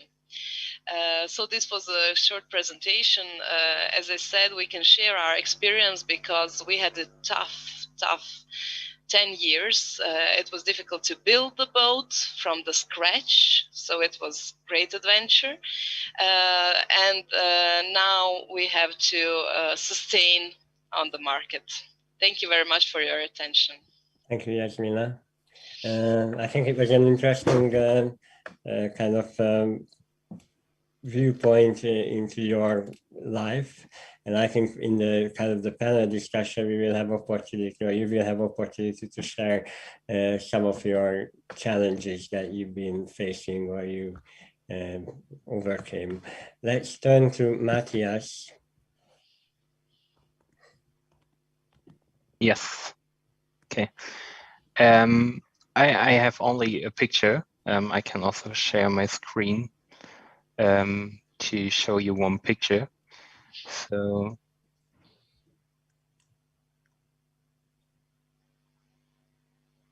okay, now you should be able to see my screen. So my first advice is to if you start a business, it's not like you have an idea, you make it, and after quite a couple of days or months, you succeeded with your business. So it's a long journey, and the journey, it's coming with up and downs of your business case. So we started with Payactive quite a long time ago, and it's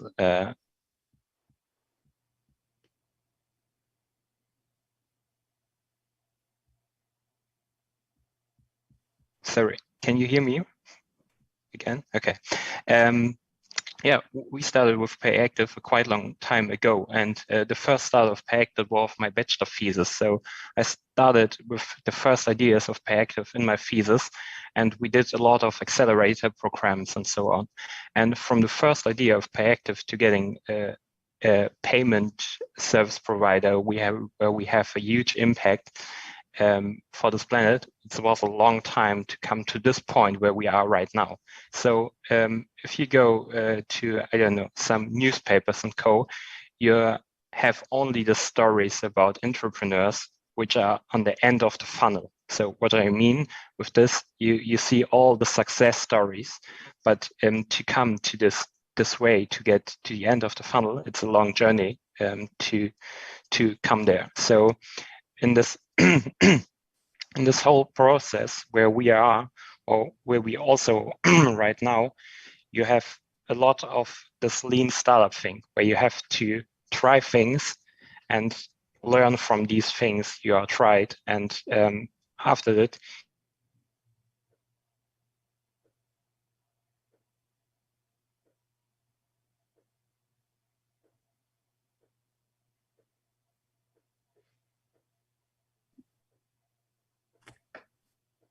I think we lost Matthias.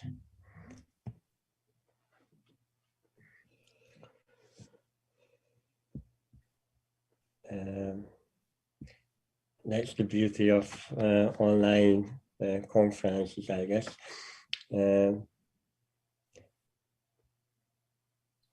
It's been a Can you hear me again? Okay, now you are here. Okay. Okay. So maybe I stopped my screen sharing. Yeah. So I didn't know where I had my technical problems, but yeah. Still, to start a business, it's a long journey, and yeah, take your power and take care for yourself, and yeah, learn from all the things you learned, and go your way. That's my main advice. I think it's. I really like your kind of picture that you shared with us. Could you just kind of point out a few of these really important kind of points, turning points that were just, you know, give us some stories, you know, where you either, you know, moments in this journey where you thought, okay, I really fucked up, it's not gonna work out, and also how you overcame. First point of all, speak to your customers. So if you have an idea and you are looking forward to start a business, you have to speak with these people who should buy your product or your thing. So go out, speak with them, and don't speak with them because they will steal your idea or so. So go out, pitch, try to get to these people, and this is the first point of all. We got out to the people and say, hey, we have an idea. We want to do this and this. Is this a problem with your business? Are you willing to pay money us for if we have a solution for it? And it's also a vision from you, that you have a vision to go in a direction, but you have to learn from the first customers. So it's really important to go to the first customers, and it's not only about your first customer, it's also about your first investors. So go out and ask some people for, I have an idea, I want to do this, this, and this, and get our money from you. So, and if he say, no, I don't understand your business, go to the next and learn from the first call you did and change something. And that's the reason why you learn the most time in your startup life. And you have this up and down, because if something or some people say to you, it's a shit idea, you say, okay, what should I do? And the way to learn from it is to hear or to listen carefully to the customers or to the investors, adapt your business ideas, and go out again and ask them again, or your customers again. I think it's what you are saying. I think it's really interesting, because you are talking about learning, or ability to learn and adapt, but also a determination of, you know, achieving something. And I think that's an interesting combination that you are pointing out, and I think that's also very true. Yeah. That you have to have a determination, but you also have to have the ability to learn from people around you. Yeah. Okay, let's move on, and then we can have a discussion further about these kind of key elements. I'm gonna call Zoltán to share some of their, you know, success stories or failures. I would just share one or two pictures just for better imagination. Let's see, here it is. Okay, you see it? Okay, good. So we are a farm, a small-scale ecological farm situating in a very poor region in Hungary. We started farming without any farm experience and without any business experience, so we're total newbies 7 years ago. When we were real dreamers, dream to create something good which served the people, and we believed in regenerative food systems, which is socially just, financially sustainable, and environmentally responsible and community driven. To reach this, we run a CSA. CSA stands for Community Support Agriculture, which means we create CSA members. They are the consumers who commit themselves for the farm for the whole season, and we evenly share the vegetable harvest among them.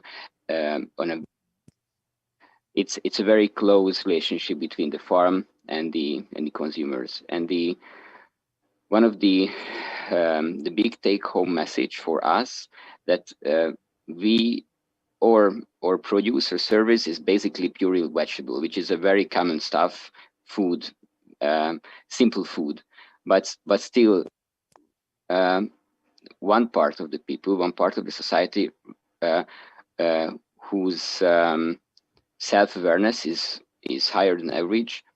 They love stories behind the product, behind the vegetable they get, and we run this whole system in a very transparent way.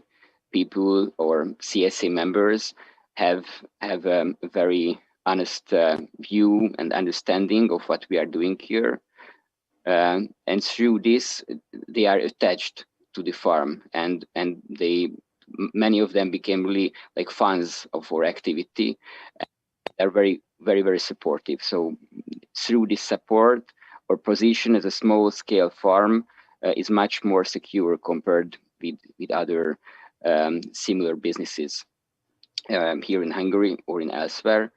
And this is my suggestion for businesses, small businesses, social businesses who are in the similar situation, that really diverse to show the story, the person-minded, true, colorful story of their activity and the people behind the activity, because people just left that. So one of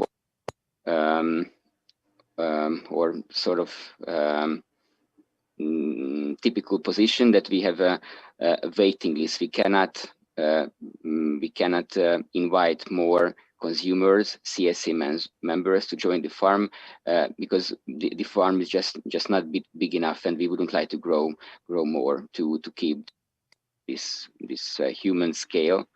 And it's really unique that this sort of service what we provide is so popular that people are subscribing themselves for waiting lists. Even from the consumer's perspective, they really need to be flexible and commit themselves for the whole season to the farm. And my main experience is that the reason why these strong ties could develop is the personal, honest communication, which is ongoing between the farm and the people the farm feeds. Thank you. Thank you, Zoltán. And let's turn to Tiziana, who's been patiently waiting for her turn. The floor is yours. Thank you. I try to share the screen.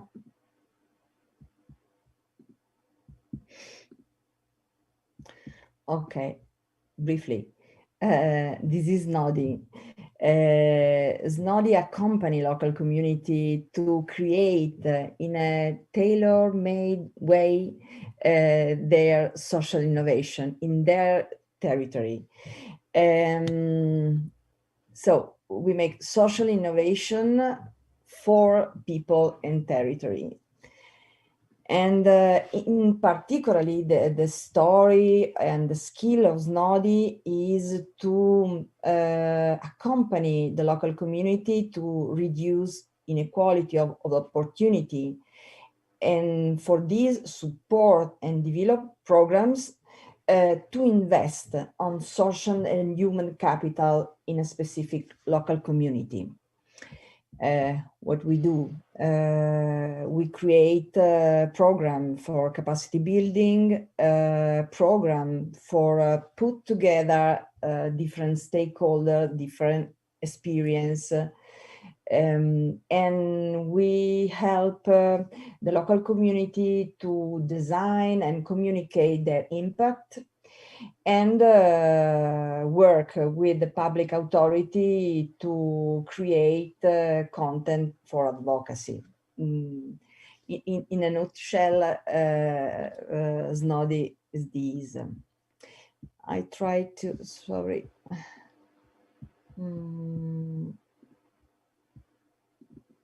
A moment. Sorry, because it's impossible for me. Okay. Sorry. How not share more the okay. I prefer in this way. This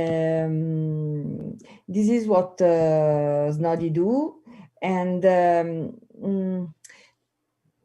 I want to share what is social innovation for us. And for us, social innovation is the result of the people contribution to the creation and evolution of their living environment.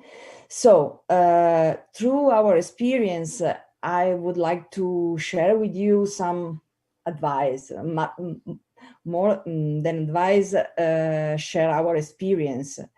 We have 5 years and we invest more and more in common work.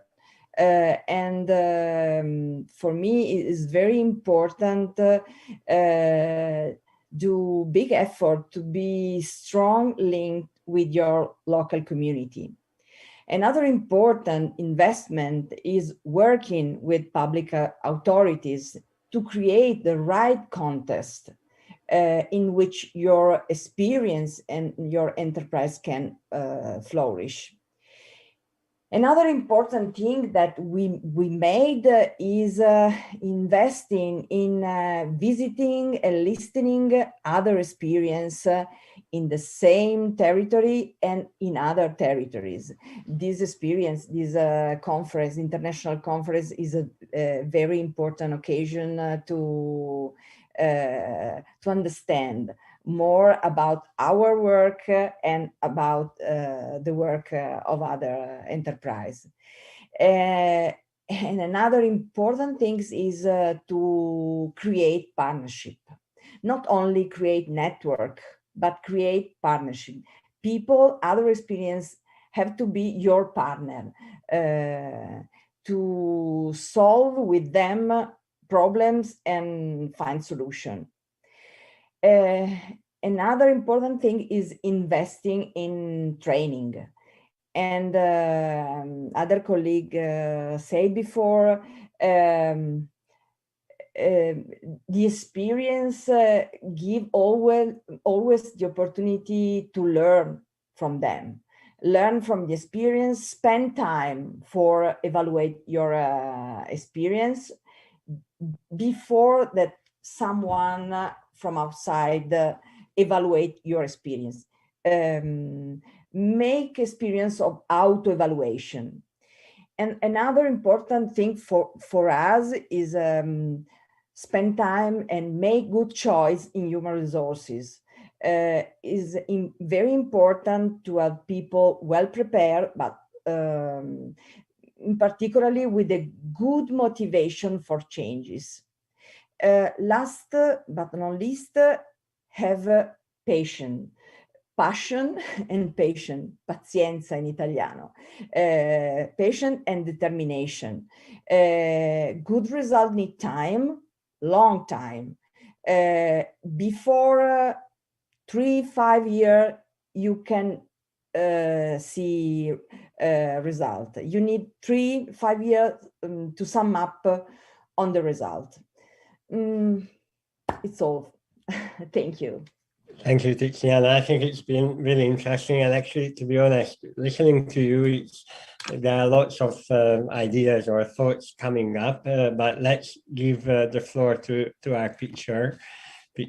So I would like to ask anyone who presented their business idea in the previous panel to, in case they have any questions, just to raise their hands or send us a message.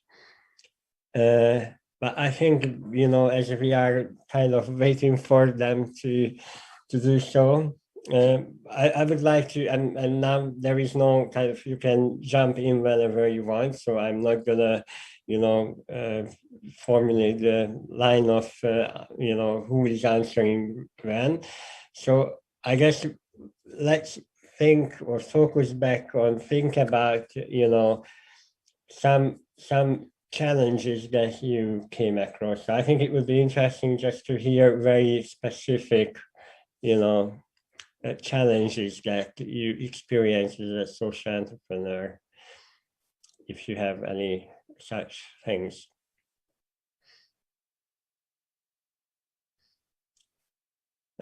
First of all, I'm asking, the panelists in this discussion, whether you have anything that comes to mind, but stories or, experiences that you think was really a kind of a key element in running your social enterprise.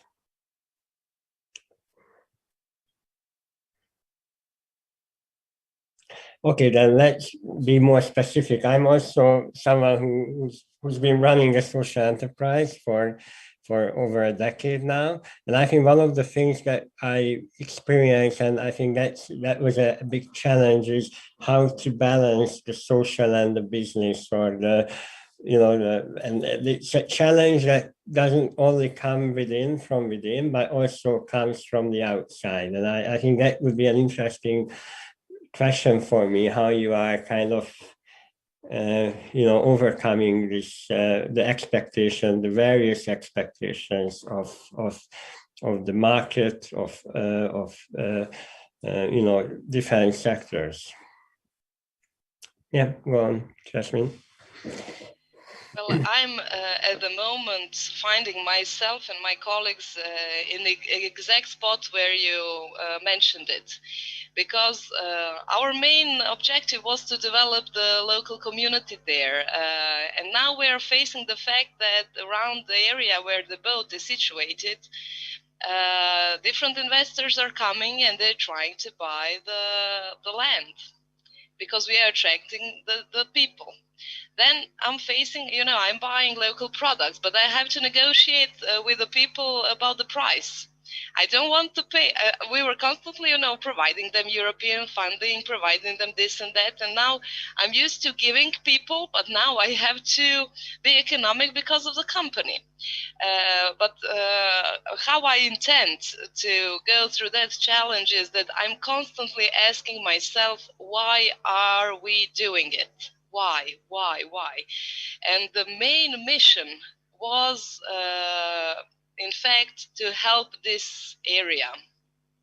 So I think that we will have to find some gold middle, which is in the interest of our souvenir providers, cake providers, liquor providers. But I think that I just have to communicate good with them and tell them that they have to be, okay, they also have to be moderate with their prices so the business maintains. And but I have to focus, and we as a team have to focus not on the profits, because sometimes this gives you, like, you feel, okay, now I'm earning money, I have to cut budgets, I have to cut staff, I have to make them work hard, like in the real business. But we have to think that the people have to be on the first spot. In every business, people or our employees or people around us, their interests have to be first, and then we have to find some, I don't know, some equilibrium among those among those goals. Although we take care of the environment, we take care of the employment and etc. But when things comes to money, everybody get a little crazy. So I think we will try to find this. It's easy, when you don't earn that money, when you're dealing with, I don't know, European funding or the local community money, and then you can be giving a lot because it's not yours. But when you try to earn every kuna, every euro, it's a tricky question, and you have to work a lot on yourselves to come back to the main goal. And I'm the economist, I raise profits, reduce costs. It's a tricky question, pretty personal, I think, for all of us. Thank you. Thank you, Yasmina. Anyone else? Yeah, Tiziana? No, it's very interesting question and very interesting what Jasmina said. I experiment the same thing, and I try to add a little thing because economic mindset and social mindset are completely different. Completely. There are completely different languages, different approach. And also for me, for us, how to create a good equilibrium between this completely different point of view. For me, the solution was to create a good team with people skilled in economics question, but also in management, in administration, and a good team of people that know very well the social work, because social work and the local development have need specific competencies.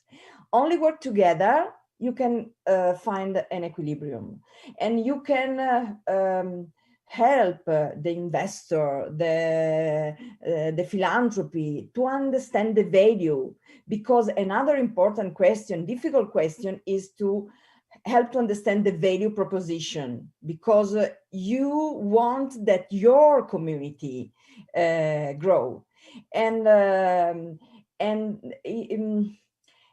is not a model. You can use an approach to help your context to grow, but is not a quantitative model, because the economist think with the number, the social worker think with the language and fact and qualitative element. So for me, it's important to create a good team with different competencies. Thank you very much, Tiziana. And I think Matthias raised his hand, but I didn't see it, sorry. Yes, thank you. No problems, no worries. So yeah, it's a very difficult question, because as a social entrepreneur, you have this this motivation to have a huge impact for the world. But in our perspective, or from our point of view, we are a payment provider. So if we want to go to a client and say we can solve your problems, it's had to have nothing to do with impact. It's have to do with payment transactions, and it's also a technical thing where you can think you can build up a technical startup. So what we realized, we have to, first of all, we have to solve a problem, because when we don't solve a problem, we cannot have profits, and without profits we cannot have a huge impact. So it's a difficult, because you have this motivation to have a huge impact, and the reason, or our strategy, was that we want to solve, first of all, the problem from our customers, and secondly, to focus on this social impact for all for all the problems we have in the world. So but then we have a challenge, and the challenge was, we can say today we want to have a huge impact for the world, but who say we have to do it in the future? If our company grows up and we solve a problem and we make a lot of profits, who can control that we have this huge impact? So we decided to have a promise from our company building, and the promise was that we took in our company statutes that we have a huge impact for the world in the future, and we do this by building. It's a very new kind of company building. It's called steward ownership, and steward ownership have these two promises inside of the company statutes. First of all, it's the company is on a long way or in the long term, it's self-governance. That means that all the employees who are working inside of the company have the voting rights of the company, that no shareholders from outside of the company can say, hey, you have to put out the social impact away, and we want to get earn all the profits you earn for our own pocket, for our private pocket.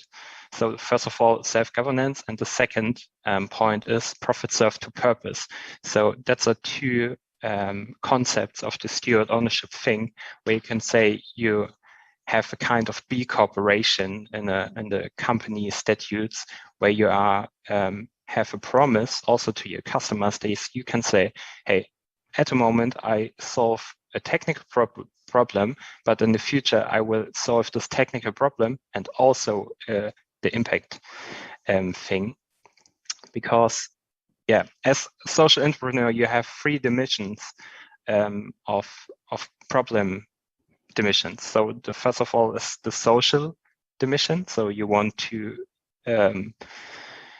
solve a social problem. You have this company or business dimension, where you have to solve a problem for companies, and also the shareholder dimension. And because you're a startup, you have to decide to which of the 3 points you have to start, or you have to focus at the moment. And we say we have to have the focus on the business solutions, because without business we cannot have a social impact. And but then you can also think, how can you say to your customers, or to give the promise, how you want to solve the social thing in the future. So yeah, that was our strategy, to go to the market and say, hey, we can solve a company problem, and also in the future we will solve an impact problem. And yeah, that was our strategy. Thank you. I think the problem is that I really enjoy this kind of discussion. I would like to do it for another hour, but I think my partners will kill me if I do that. So I have various questions, but I think let's go to one that could be very interesting for any social enterprises, is financing, funding. So could you all give us like a very short kind of some kind of concrete example? What kind of financing are you have you been attracting? Do you have any advice? It could be anything to do with funding, financing. I think that could be also interesting for our listeners. Matthias, would you start first, just because you were okay, maybe in a few sentences. So we take out a look for business angels who are in the impact sector, so who are committed to say, hey, I want to do something good in the future, but also to have this business perspective to a company. And also maybe look to state programs and not to the big VC funds. So if you go to big VC funds, you are in this unicorn thinking thing. So you have to make your startup big. You have to go fast to the market, and you have to exit the startup in a quite period. And that's not fitting to social entrepreneurs, because you want to have more like, it's called zebras in the community. So you have two things, the profit thing and also the impact thing in your startup. And you want to grow your business step by step, and maybe not so fast like a unicorn, but with real profits, with real things of kind of this. And for this kind of finance, maybe state programs, or also classical credits are a good opportunity to go to the market or to get funding. And also there's a lot of impact VCs right now, which are building or which started in the past. And it's growing, this community is growing. So look for impact VCs, and also for state programs, and also for business angels who can helping for get funding. Thank you, Matthias. Can I ask Zoltán, what was your kind of funding model? Because I think like must have been quite different from. Yes, we are. So the situation quite different because in practice, this farm is a privately owned farm. My wife and myself are the co-owners, the co-founders, and the farm has very strong social ties. And since it's a privately owned farm, we got a seed money for Young Farmers Grant 7 years ago. It's an EU fund, and from that point, the farm is self-financed. So we are totally market-driven, and we finance ourselves from the income paid by our CSA members, and all the other developments are financed by different bank loans. So our situation is more simple compared with the others. Yeah, thank you. Jasmina or Tiziana, do you have any interesting addition to funding or financing? I would just say to all the entrepreneurs in Croatia, we have a say, don't keep all the eggs in one basket. So it's if you have two different income sources, I don't know, business activities, it will be good for yourself. And for me, just go on the market and sell whatever you can. Sell your product wherever you can. I know the first steps are the heaviest, but if you survive the first 3 years, then it's likely that you will go on. But this strategy to have two different business activities keep us alive in these heavy situations, and we are very grateful for it. So I think everybody should think of it because the market is constantly changing, and you can never predict what could happen. Okay, food production, perfect, but if something goes wrong with the climate, we have to think 10 years ahead, not just 5 years ahead, but 10 years ahead. Thanks. Thank you, Jasmina. Tiziana, anything, because you might have a very different funding model of financing to the others. Could you just briefly share what you have or what you are, how you operate?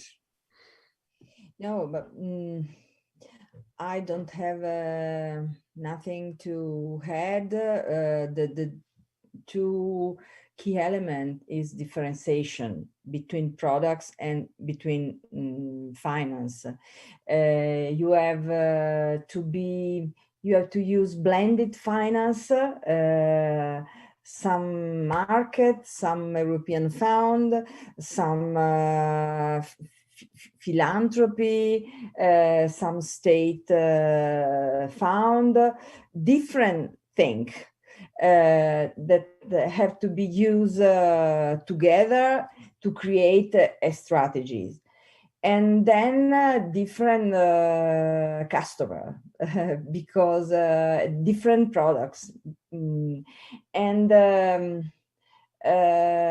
speak about your products, speak about your dream, speak about your project, and create a network. Also for founding, this is a crucial question, is important to create a partnership network and try to connect different parts.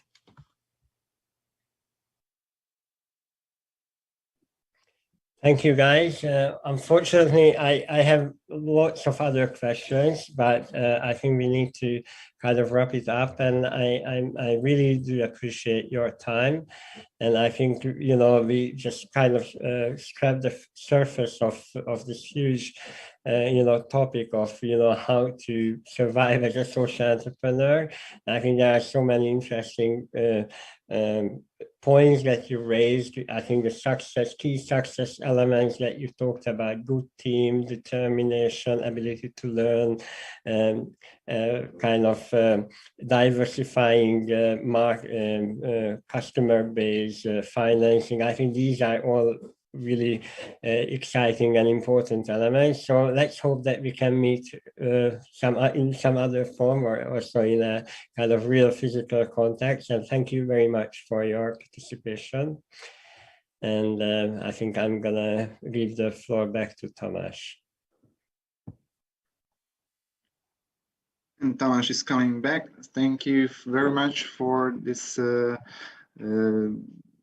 let's say conversation, for sharing your experiences, failures and successes with the listeners, the audience, and the teachers, who I'm sure that we can take home a lot of takeaways from this discussion. Now I would close this panel discussion. Unfortunately, I would like to continue the program with it and raise questions from the audience, also from the teachers, but unfortunately our time is over, so nothing has left, just to close the program. And sorry for this. I have this here.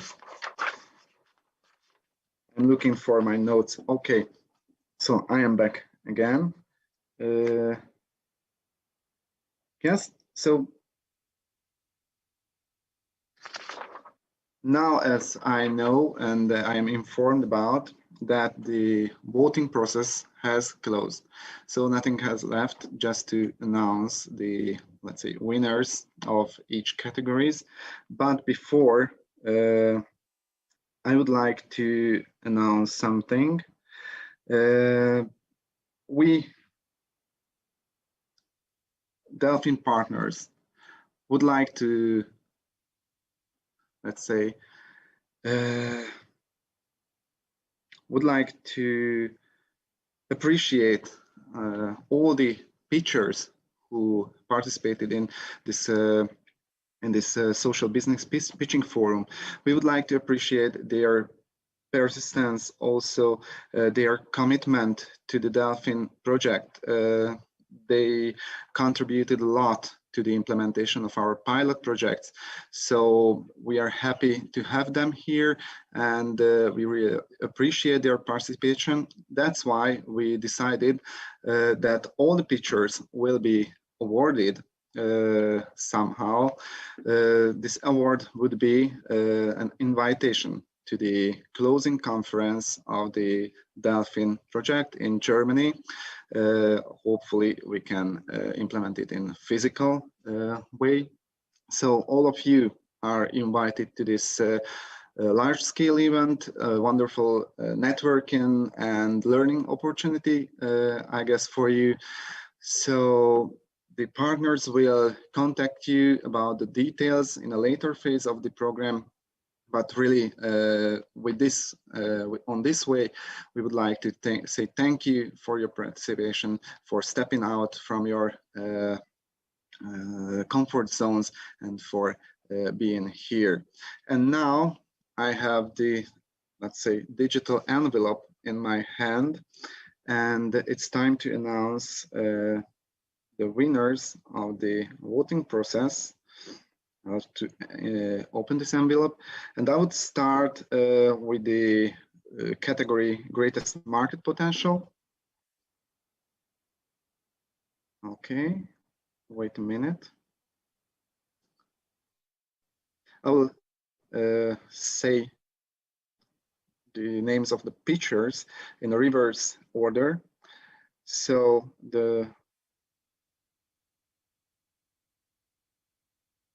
I'll have to share, sorry. I will not share the screen because it's too complicated now for me. So I just would like to announce the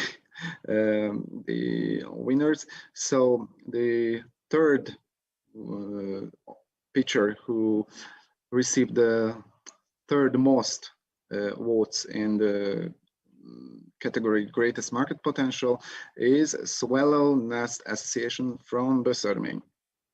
Congratulations. Thank you. The second most votes went in this category for Tridero Tech. And the winner, let's say, of this category, greatest market potential, is Piemonte Box. Congratulations for this. All of the Thank you very much. Winners, let's say, of the category will be awarded with a symbolic award, certificate of excellence. So that is going for you. Maybe I will try to share one example of this. Okay.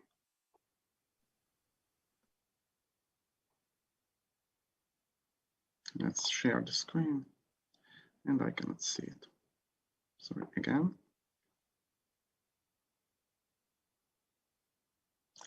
Okay, so this kind of certificate of excellence goes for the winners of the category greatest market potential. Let's move to the other category, greatest social impact.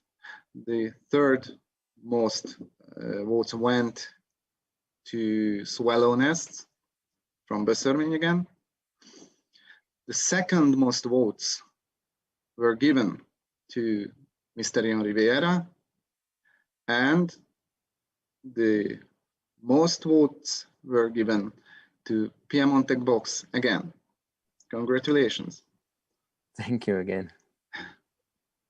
Okay, I will try to show an example. Oh, sorry, this is not. Yeah. And now the third category, the third most votes went for Swallow Nest. The second most votes had been won by Tridero Tech, and the most votes have been given to Piemonte Box in this category again. So it's time to close now our ceremony. Sorry for the technical issues. I was not prepared for this. I would like to give a big applause for the pitchers, also for those who have them and prepared them for the speeches. And let's see each other in a physical way in Germany, hopefully in 2022. And now it's time to give the floor to our great host, Taylor, who will close the event and announce the program of the next day. So I will stop sharing. Thank you for your presentations. Thank you for the participation, and have a nice day. I'm leaving the meeting. Thank you, Tamás. First, I would like to congratulate all of our marketplace participants again. It was really great to hear about the journeys of both the pitchers and the experts. Now, to end the day, I would like to thank the pitchers, project partners, and audience for tuning in and contributing. We will see you again tomorrow in the same place, the Brodoto Agency YouTube channel. The link is shared in the comments section and on the partner social media pages, as well as the conference webpage at www.impactconference.net.